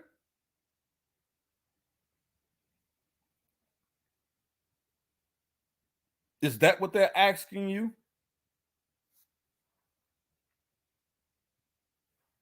Is that what they're asking you to do?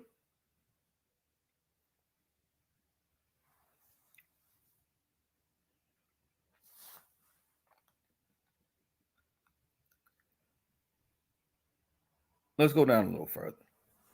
These respondents, like many others, view black women who have white physical traits as the only black women he is attracted to. His response echoes a long historical message that only black women who look like white women can truly be attractive. Thus, he casually made the connection between whiteness and beauty.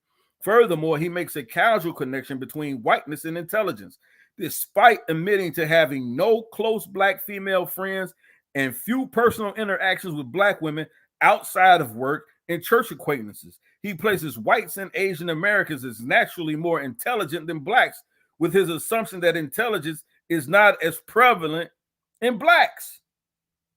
They're not checking for you, sisters. We only checking for y'all.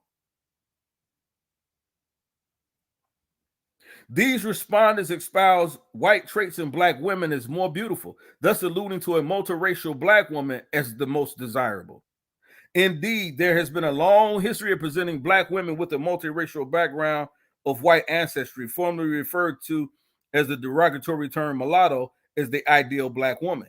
During slavery, mulattoes and quadroons, the products of non-consensual sexual relations between enslaved black women and white slave owners, as well as overseers, were heavily sought after and paid handsomely for by white slave masters.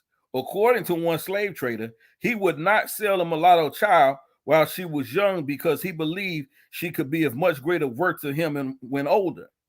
As a fancy piece, she was a beauty, a picture, a doll, one of the regular bloods. None of you thick-lipped, bullet-headed, cotton-picking niggas.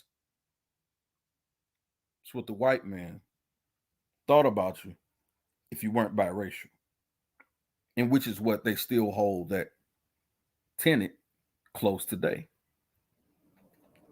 Although both multiracial and all black women were enslaved and divested, that word is, and divested of rights, by this court it is clear that there was a distinction between the beauty and worth of blacks who were imbued with a white racial background versus the perceived ugliness of those blacks who were not. And they're telling you, according to this study in gender from the University of Colorado, they're telling you that white modern men still hold most of these tenets today across all regions.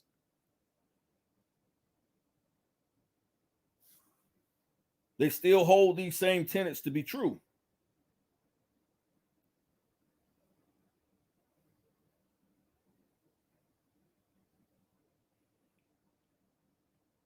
So what is being said here?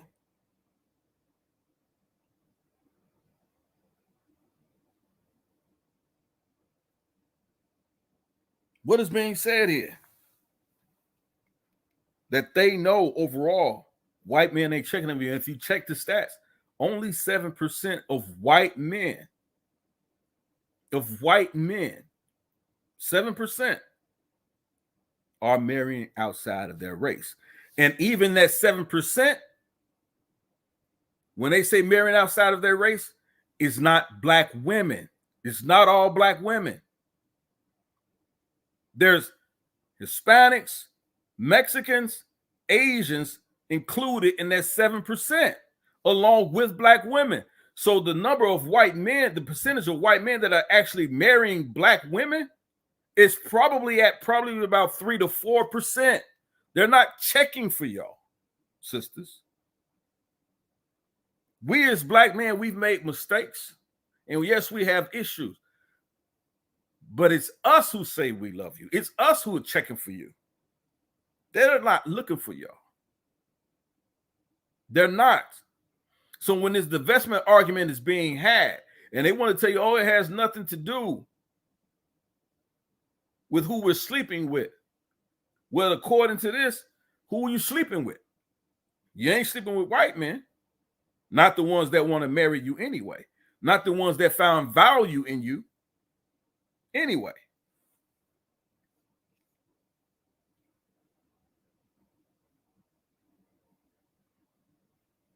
Let's look at it.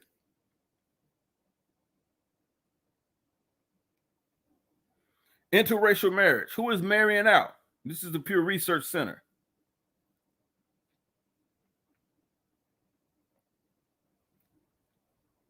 Because if you're telling people to divest from black men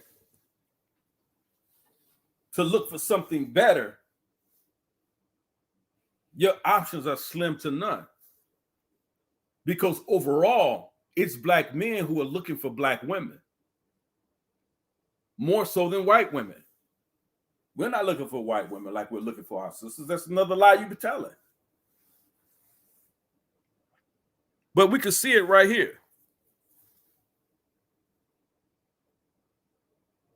We can see it right here.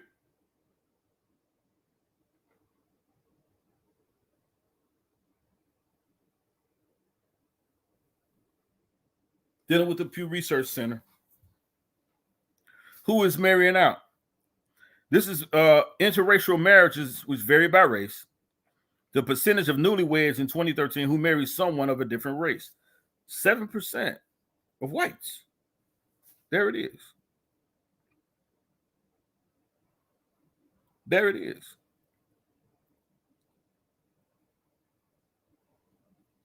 And that 7% are not all marrying black women. That's just a fact, people. They're not all marrying black women. Today marks the 48th anniversary of the 1967 U.S. Supreme Court decision, Loving versus Virginia, which struck down all anti-miscegenation laws remaining in 16 states. Interracial marriages have increased steadily since then. And like I said, in 2013, a record high 12% of newlyweds married someone of a different race, according to a Pew Research Center analysis of census data. This share does not take into account the intra-ethnic marriages between Hispanics and non-Hispanics, which we covered in an earlier, which they covered in the earlier study.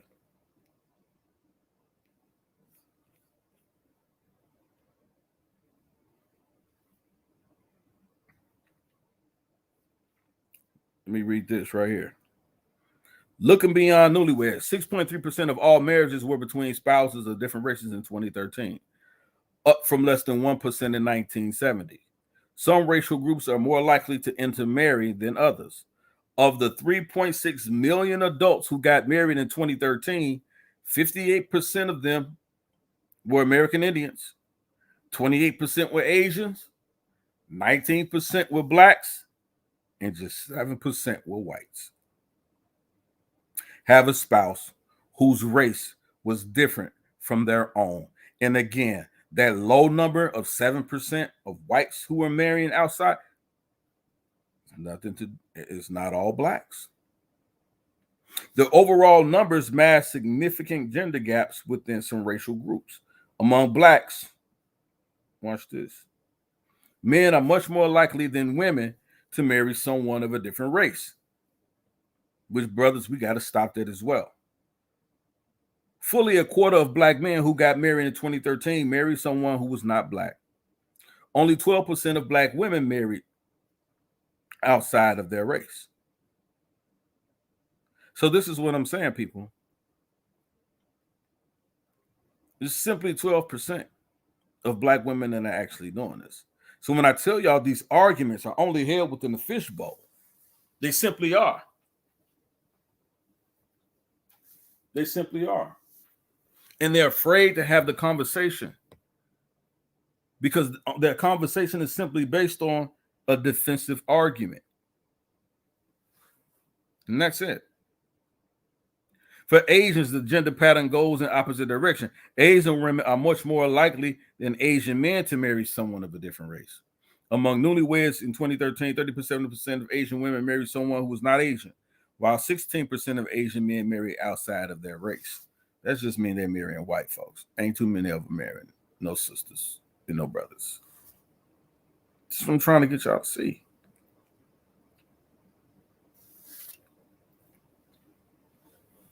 What are we really talking about here? Let's read this. The trend toward more interracial marriages is undoubtedly related, at least in part, to changing social norms. Our previous surveys have documented growing acceptance among the public. In 2014, 30% of Americans said having more people of different race marrying each other was a good thing for society. Well, from 24% 4 years earlier. Only 9% in 2014 said this trend was a bad thing for society. And 51% said it does not make much difference. But we just read previously that white folks are notoriously saying one thing on the backstage about race and gender equality and colorblindness, then they are out front. They'll tell you one thing, but while doing another.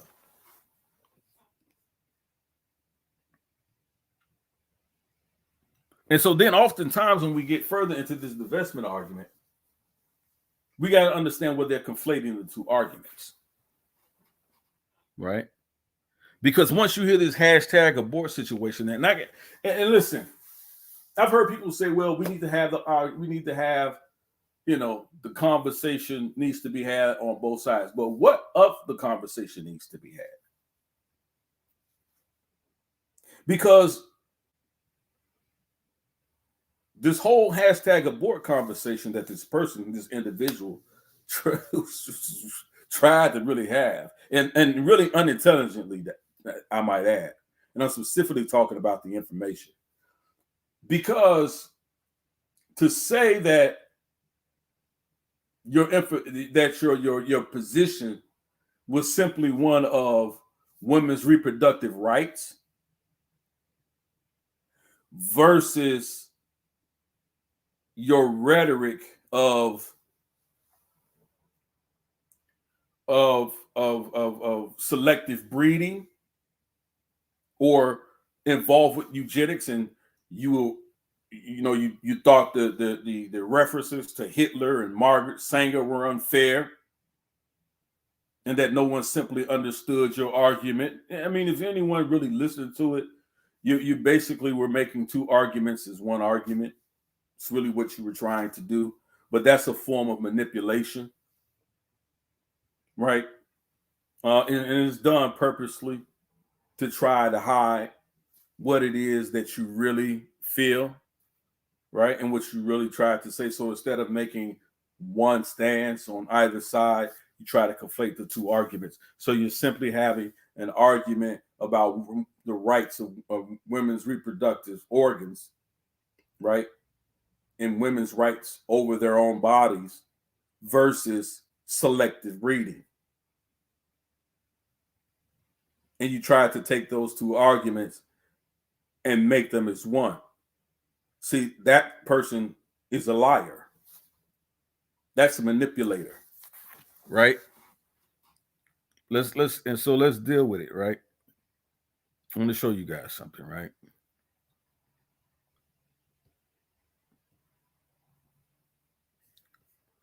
I want y'all to see something, right?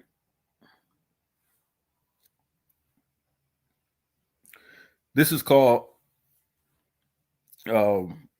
inflation of conflict, right?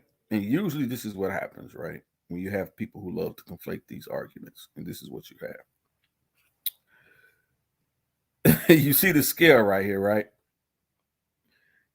And you have this scale over here. You have 3 solid gold bars on this scale. On this scale, you have a pile of excrement, right? You can see the stench, the methane, the stench coming up from it, right? And so what you have in these divestment arguments or divest from black men or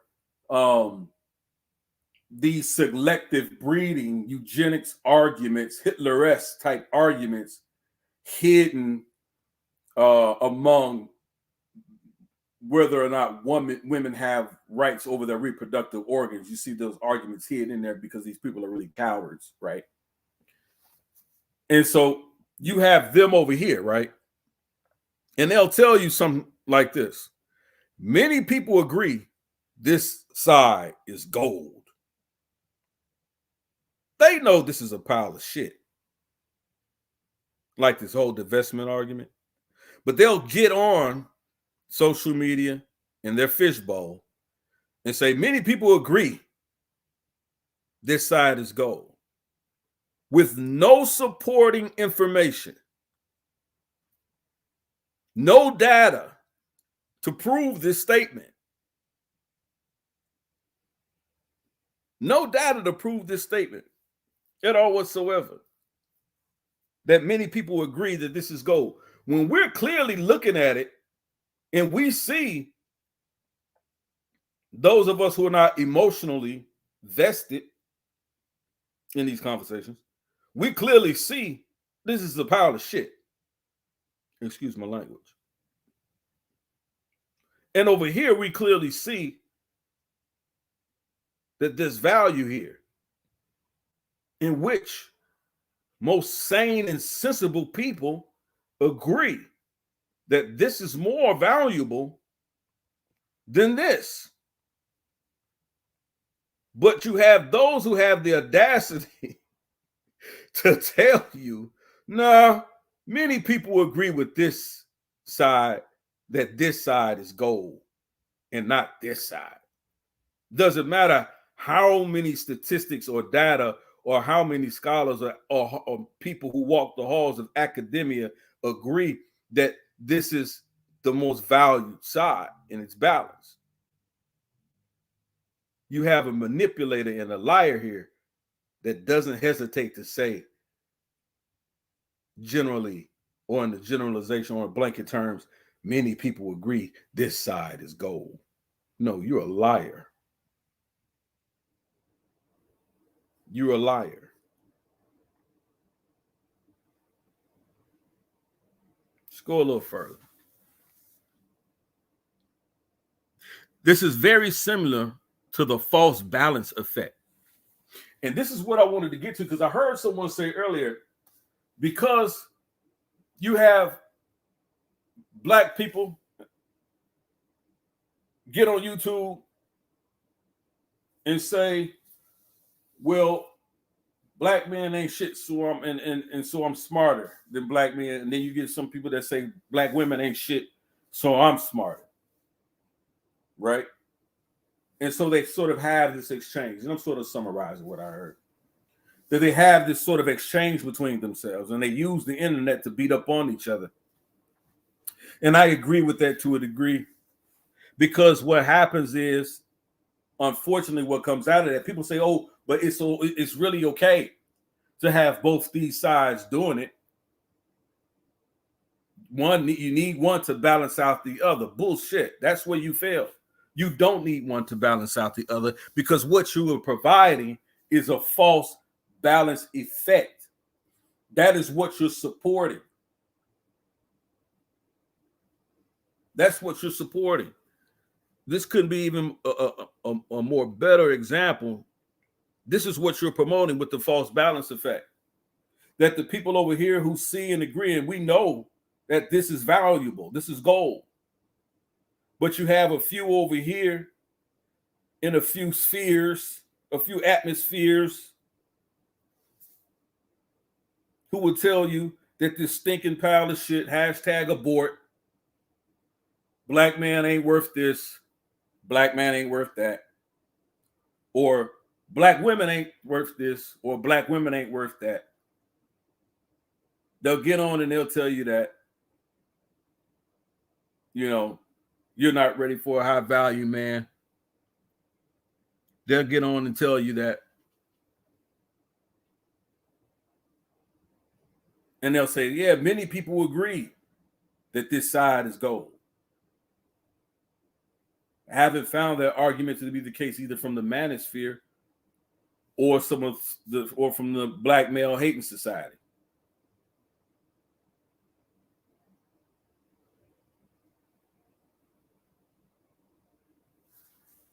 What you're providing when you allow these poor arguments to go unchecked is that you create this false balance effect.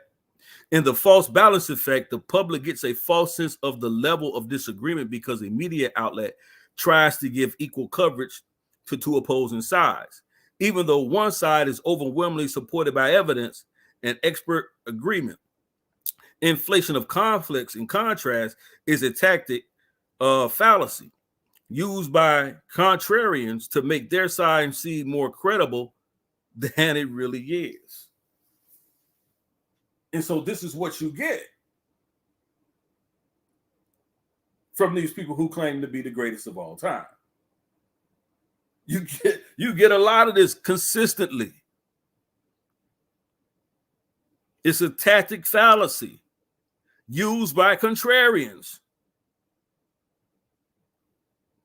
to make their side seem more credible than it really is. So you attack Francis Cress Welsing, you attack Marcus Garvey, you attack John Henry Clark, you attack Dr. Martin Luther King, you attack Malcolm X, you attack Angela Davis,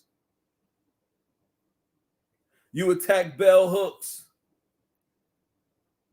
you attack Rosa Parks.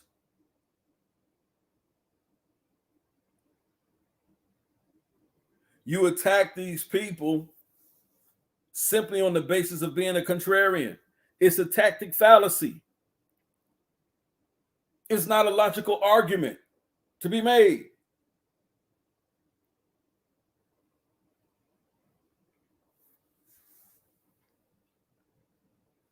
But because it goes unchecked, that you see that fishbowl. So this is done by making it look like there's a lot of disagreement among experts. It's not. You never come and talk about what the consensus of scholars or experts say about a specific topic.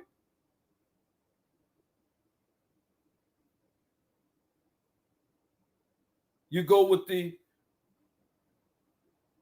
minimum argument with least supporting documentation and evidence, and that is even used out of context.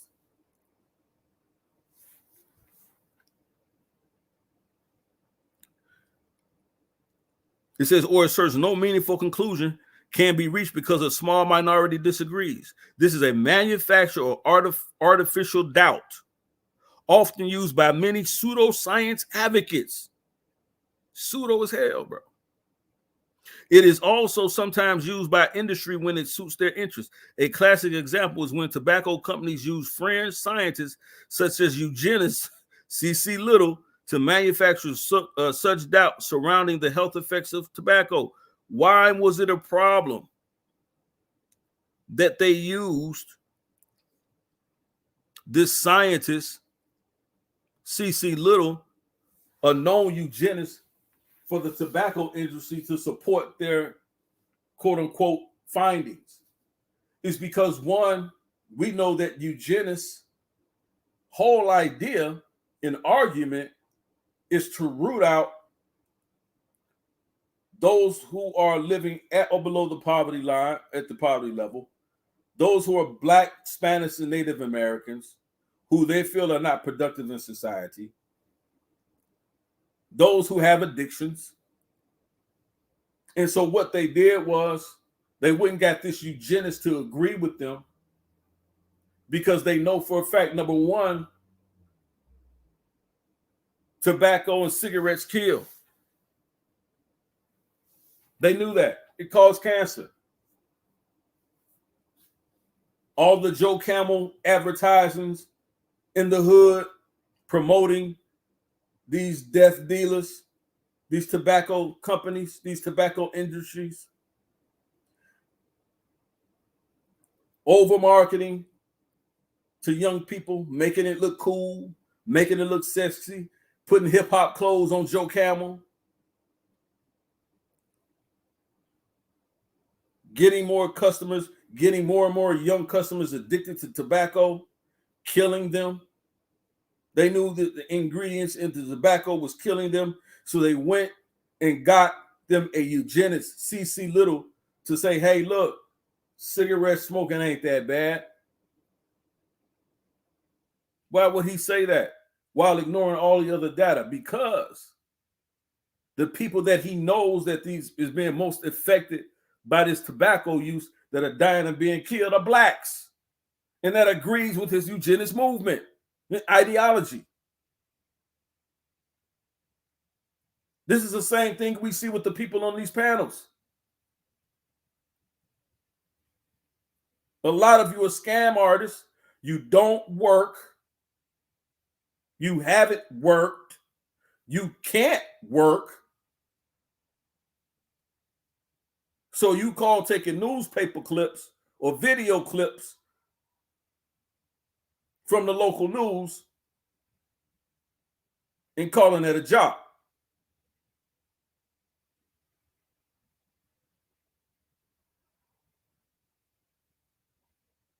All the while feeding people a load of shit. It's a tactic fallacy. Attacking our ancestors. Attacking the teachers that came before us. You have to do that. Because you can't support your pseudo arguments if you don't.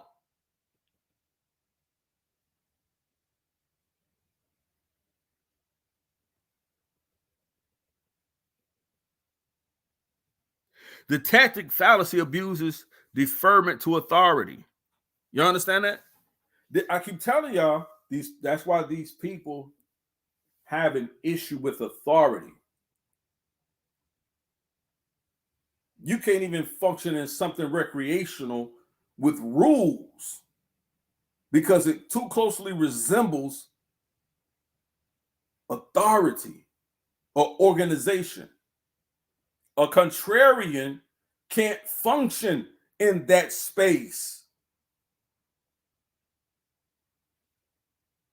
A contrarian can't function in an organizational type setting. Can't function in that space.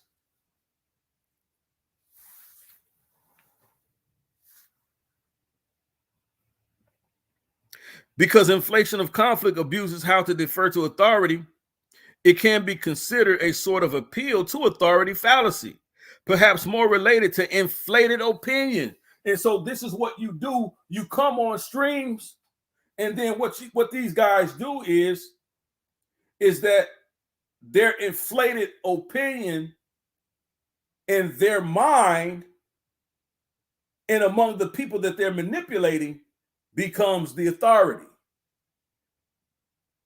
Y'all see how that works? But it's all based on a lie. It's a fallacy. It's a poor argument. It's fallacious. Let's go a little further. Inflation of conflict typically applies to questions of public importance that requires immense technological understanding of a field. The evidence must also be clearly one-sided among those experts. It is not a fallacy or unfair tactic if the experts are evenly split, or if there is a sizable minority of experts who disagree with the majority. And so every time you ask for a source for these hasty generalizations that they throw out, the CDC. Where? The CDC. That's not giving a source.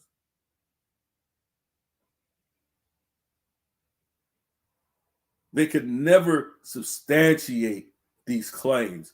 Then what they do, they'll pull up some information, read you some stats through their lens of confirmation bias and tell you, oh, see, look what this says, without even reading the full article or the full survey, and simply have no understanding about what it is that they're reading. These people are simply liars. And this happens all the time in these YouTube spaces. Watch this. YouTuber, as an example, several scientists have conclusively shown it is the sun that is causing climate change, not human-made greenhouse gases. Here's a testimony from Dr. X. Compared to other fallacies and unfair taxes, inflation of conflict can be more difficult to identify, especially in today's area of fake news and misinformation all over the internet. I am sure this surprises 0 people. So is this YouTuber's claim an inflation of conflict? Has the scientific community shown this claim? Is the testimony of Dr. X representative of what the climate experts and evidence generally says? And more importantly, how will we be able to gauge the likelihood of Dr. X being correct if we are not climate experts? I'll show you below. How to avoid. There is no simple way to avoid falling for the inflation of conflict tactic fallacy. That's why y'all keep losing these arguments, brothers and sisters. Y'all keep losing these arguments because y'all not understanding how to effectively argue or defend against these tactics and these fallacies. Except for the consistent use of self-awareness and trying to best to apply skeptical inquiry and avoid contrarian doubt. And of course, the time devoted to seek the truth with near objectivity. This one requires more to work to determine than the other fallacy tactics, which is why I'm devoting more time towards evaluating the use of a detailed example. So basically, what they're saying is most people are not even vetting this information.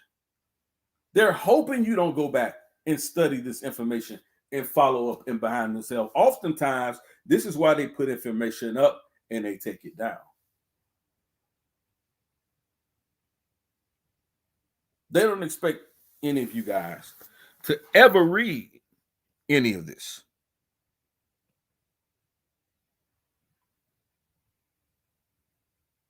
Let me show you where they conflate these two arguments.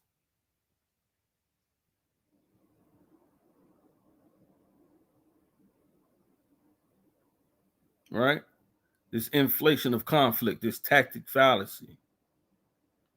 But they tend to conflate two arguments. I'm trying to understand something here. Tell me what the argument that they're making. Because I heard them say they want to smoke in 2022. No, you don't. You don't want to smoke. You don't want it at all. And I know why you don't want it over here. Because simply put, I can read. It's as simple as that. I can read. Now watch this.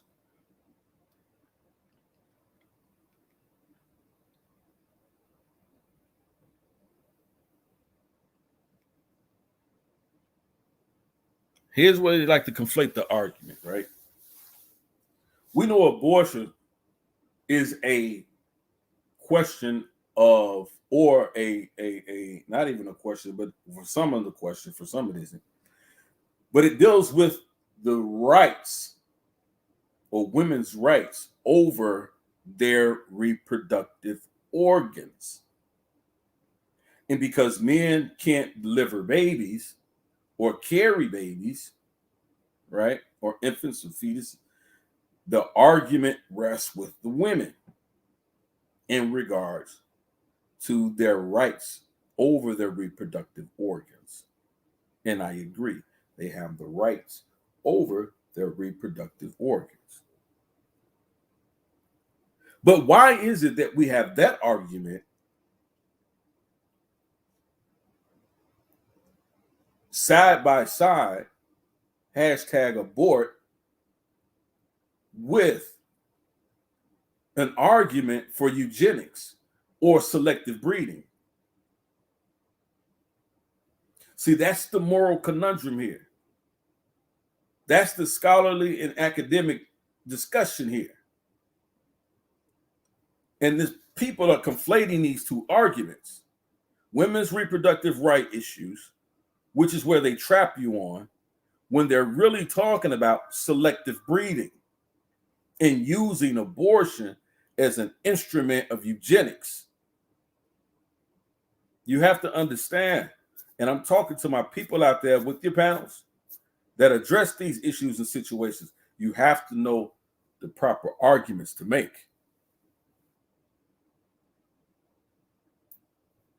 You have to know the correct arguments to make. June 2021, response by Michael Stokes Paulson, throwing down the gauntlet, right? And he's going to go into Professor Melissa Murray's brief here on I believe Clarence Supreme Court Judge Clarence S. Thomas's criteria on, or the higher court's decision on the lower court's ruling of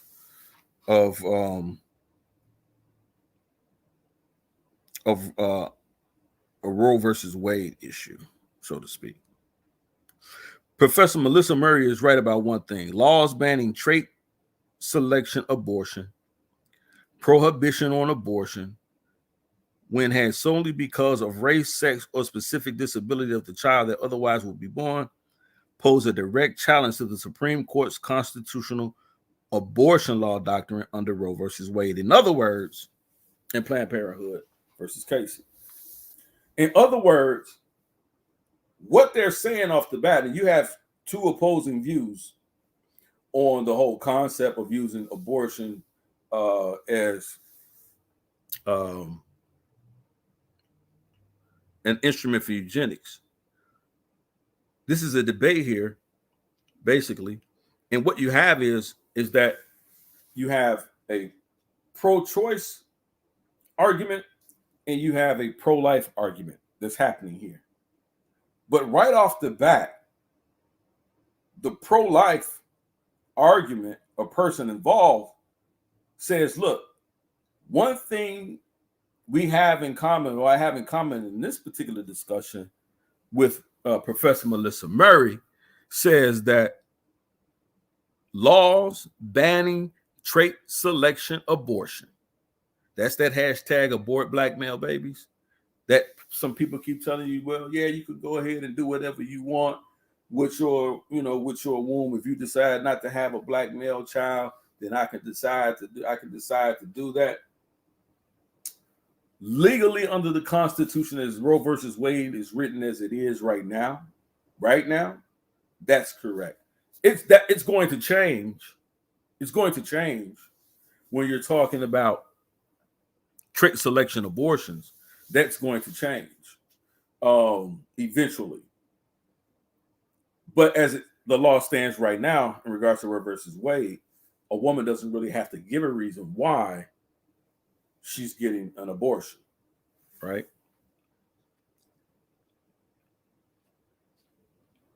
So such laws prohibit abortion based on specific reason for having an abortion. And under current judicial doctrine, the state can't do that. Roe versus Casey held that a pregnant woman has a constitutional right to obtain an abortion, that right might be exercised for essentially whatever reason the woman sees fit, and that the state may not make or enforce laws that have the purpose of inhibiting the woman's abortion choice. The state might not forbid any reason at all, for which an abortion is committed or obtained. So in other words, it's legal under Roe versus Wade, Roe and Casey, to get an abortion without getting even a specific reason, right? There's little more than that, but not much. The court cases might write the abortion plenary explicitly, so pre-viability, and essentially so as the result of a sweeping health exception, even post-viability. In other words, if it's a health issue, someone can make challenge that. As a result, under Roe and Casey, abortion must be permitted as a matter of constitutional right to be exercised for virtually any reason throughout all 9 months of the pregnancy, right up to the point of live birth. If Roe and Casey are right, then abortion constitutionally must be allowed for any reason. This includes the race of the child to be born, the fact that she is a girl, or the fact that the child would be born with a disability. Under Roe and Casey, trait selection abortion bans are unconstitutional. Let's read that again. Under Roe and Casey, trait selection abortion bans are unconstitutional, right?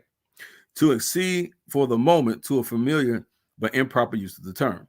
For the court to hold such bans would require it to repudiate or greatly revise the premises and substance its current abortion law doctrine. In other words, trait selection abortion bans are unconstitutional. So legally, to say hashtag abort black male babies is not illegal, right? This is why I want the brothers that are always attacking it to understand the argument and where you should actually be in this discussion. Your anger should not be on the legal aspect or the constitutional aspect. Does a woman have a right to do it? Under the current law, yes, a woman has a right to do it. She has the right to say, I don't want to have a black male baby. She can say that. She can say that. So don't die on that hill. Stop dying on that hill. Stop dying on that hill. Right?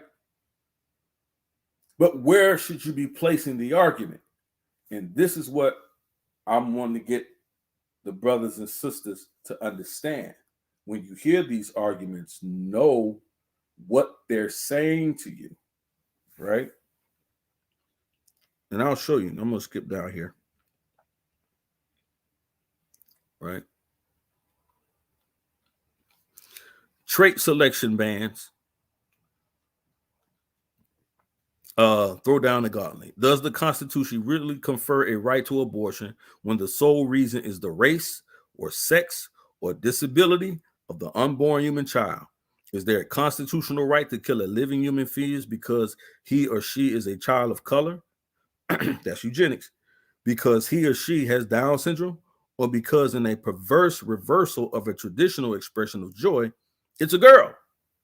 So as soon as someone says it's a girl, do you have a right to say, oh, we're going to go ahead and get this abortion because we don't want to bring no black women, no more black women into this world. For whatever reasons, I don't have to give. We don't want to bring any more black women into this world. The Constitution says you have a right to say that. And you have a right to act on that.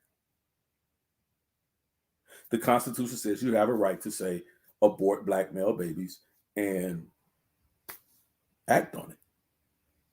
That's what the Constitution says under Roe versus Wade.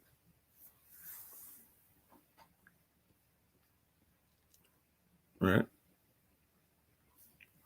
If the answer to these questions is yes, Roe is perhaps revealed in new ways to fresh eyes for the legal, radical, extremist decision its critics have long claimed to be. Roe and Casey recognize the constitutional right to abortion even when had for eugenics purposes. And if the answer is no, the court, yes, eyes wide open, feet to the fire, might well feel compelled to reevaluate, revise, or even repudiate Roe.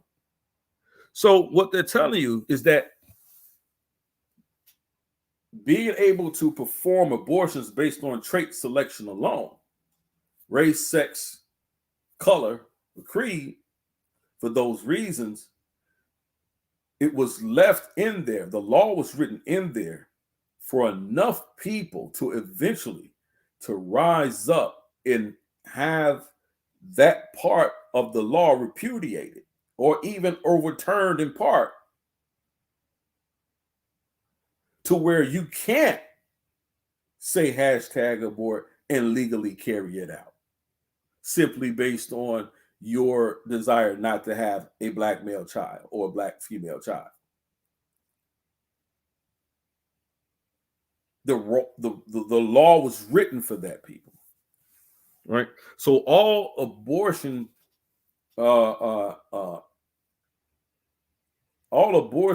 rights advocates or all abortion anti-abortion advocates don't always argue against a woman's right to own or to have her say over her own reproductive organs. But we're talking about in the latest Roe versus Wade contentions, there is a push to understand the banning of abortion based on sex, race, and color. Right? There's a different argument there, people. So that's what we have to know what's being said. So there's no need to get up in arms about the hashtag abort, because in the sense of legality, or if that can actually be said over the internet, it absolutely can, because it's a constitutional right. But you should be attacking these people, and this is why they hate the Bible. This is why they hate anything authoritative, because it brings into question your ethics and morals as a decent human being. And remember what I was telling you guys about defensive arguments, which is what this whole divestment thing is, a defensive argument. That's one of the traits. That's one of the things they don't want to be questioned about their ethical and moral decisions. So they become defensive. Right? This is the psychosis and the psychological failures of these people.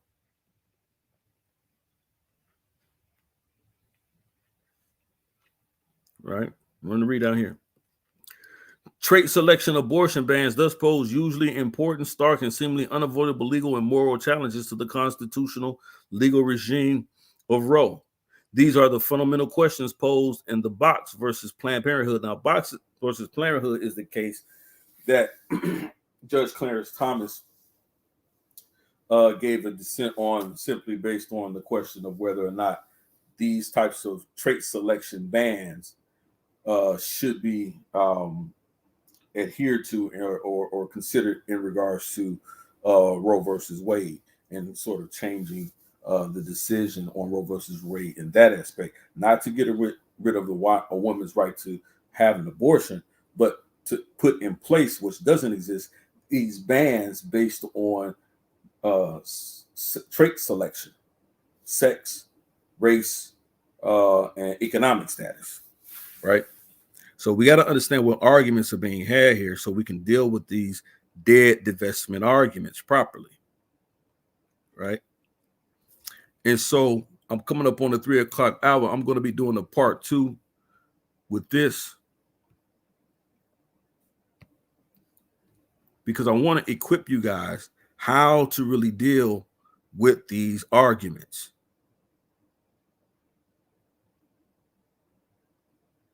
How to really deal with these arguments. I have a lot of information here, and I'm going to break it all the way down,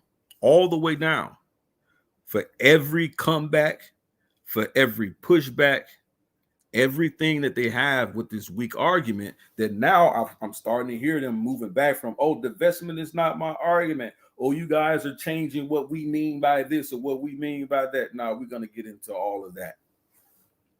You can run, but you can't hide. They've been trying to today. They've been trying to run today, bro. They've been running for me today. They tried to shut me down, but I got something for you.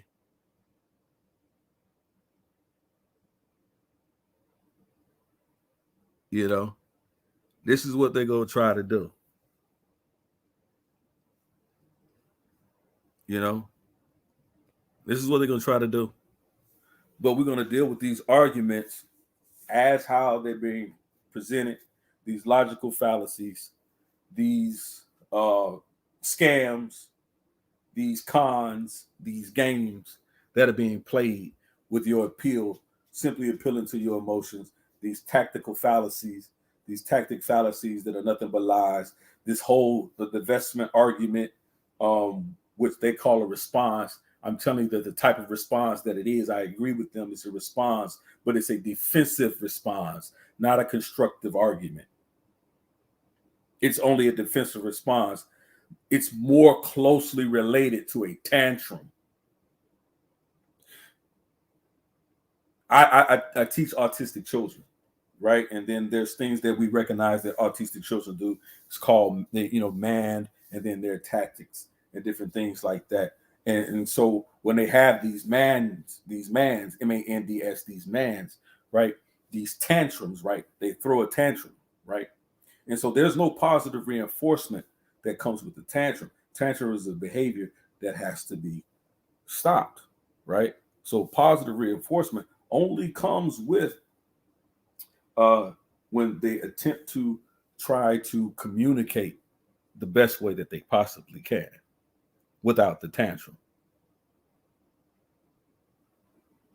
Okay. And so the things that I'm saying is that it's as if I'm dealing with a bunch of people who are giving these arguments from those types of issues, right? And so we have to clearly understand that a lot of this is simply shock jock YouTube BS, right? Simply shock jock YouTube BS. And it's really to get your dollar. That's the next thing I'm gonna say in the next show. It's really to get your dollar. Because if I give you money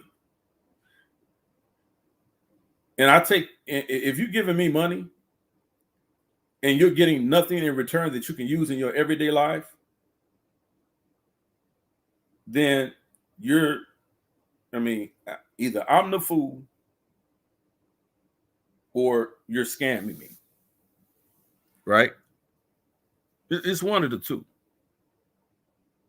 Either somehow, some kind of way you're tickling my fancy, you're not challenging me to do it. You're not really challenging me to do anything.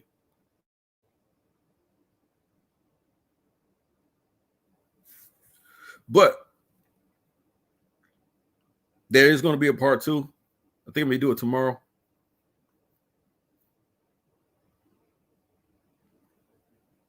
We're going to do part 2 on why divestment is dead. It may carry me out through the whole week, to be honest. To really set this thing straight and put it in a proper perspective, starting out the new year. Because what we need to understand is that when we hear these arguments, a lot of times we don't take the time or even have the time to really understand what's being said and what's being told.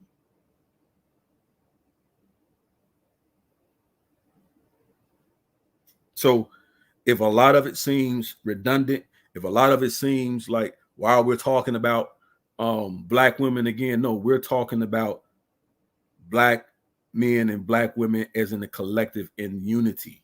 That's what we're talking about. We're not dealing with the effects over here. We're dealing with the causes.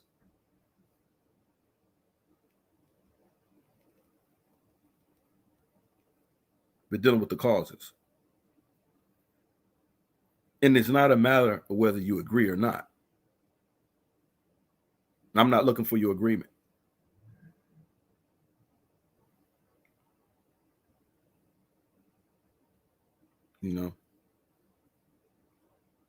And this is exactly, what I'm saying.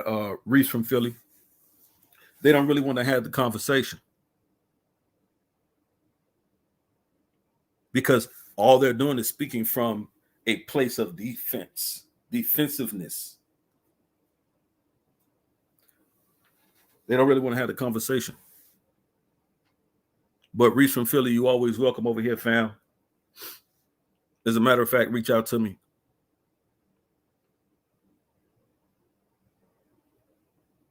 But what I'm going to be doing is I'm going to be arming my brothers and sisters to dismantle these arguments. So when you get on the panels, you don't leave nothing. I'm going to give you the information. I'm going to show you how to attack it properly. You ain't got to cuss them out. You ain't got to do all of that.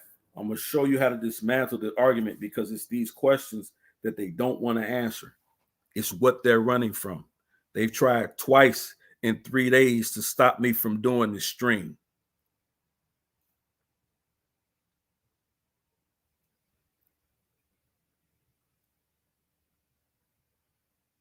But you got to know now, you done fucked up, right?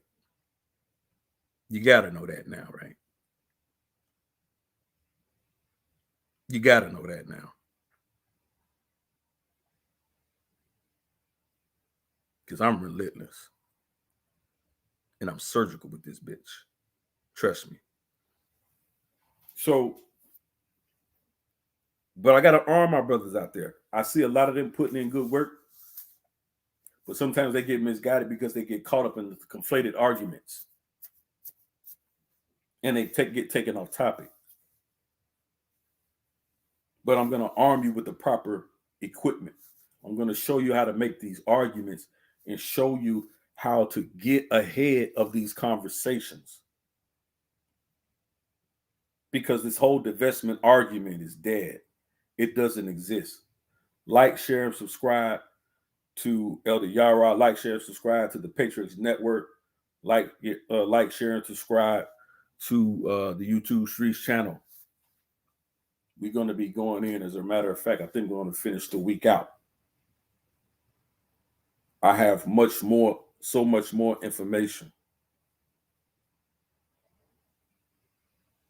Because there's a concerted effort to destroy the Black collective, to destroy and keep Black men and Black women apart. There's a concerted effort, and I'm convinced of that now. And I'm really starting to believe that they're being paid to do it from folks outside of the Black community. Because other than that, no one else benefits from it but them. And the only way you think you would benefit from it is if you're in cahoots with them.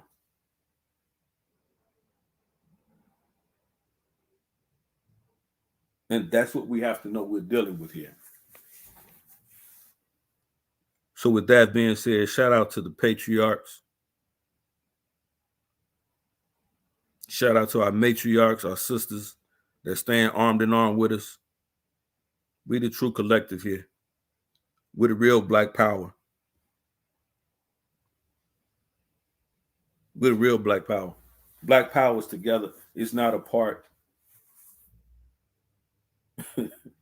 I got something else for some of y'all too coming up real soon. But peace, family. Shalom.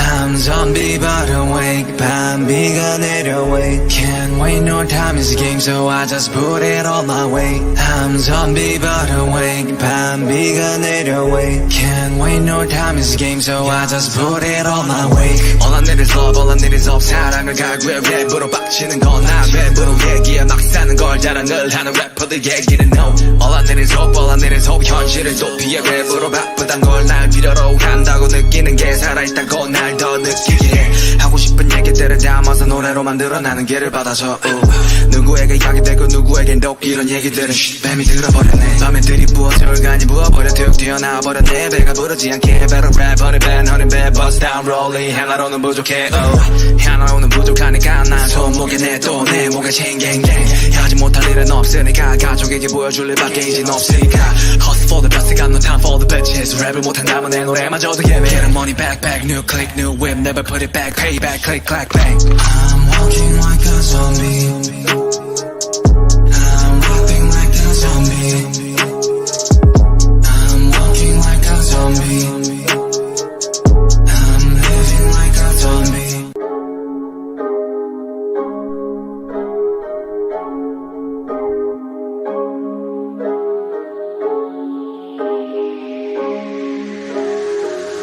I'm zombie but awake 밤비가 내려wake Can't wait no time is a game so I just put it all my way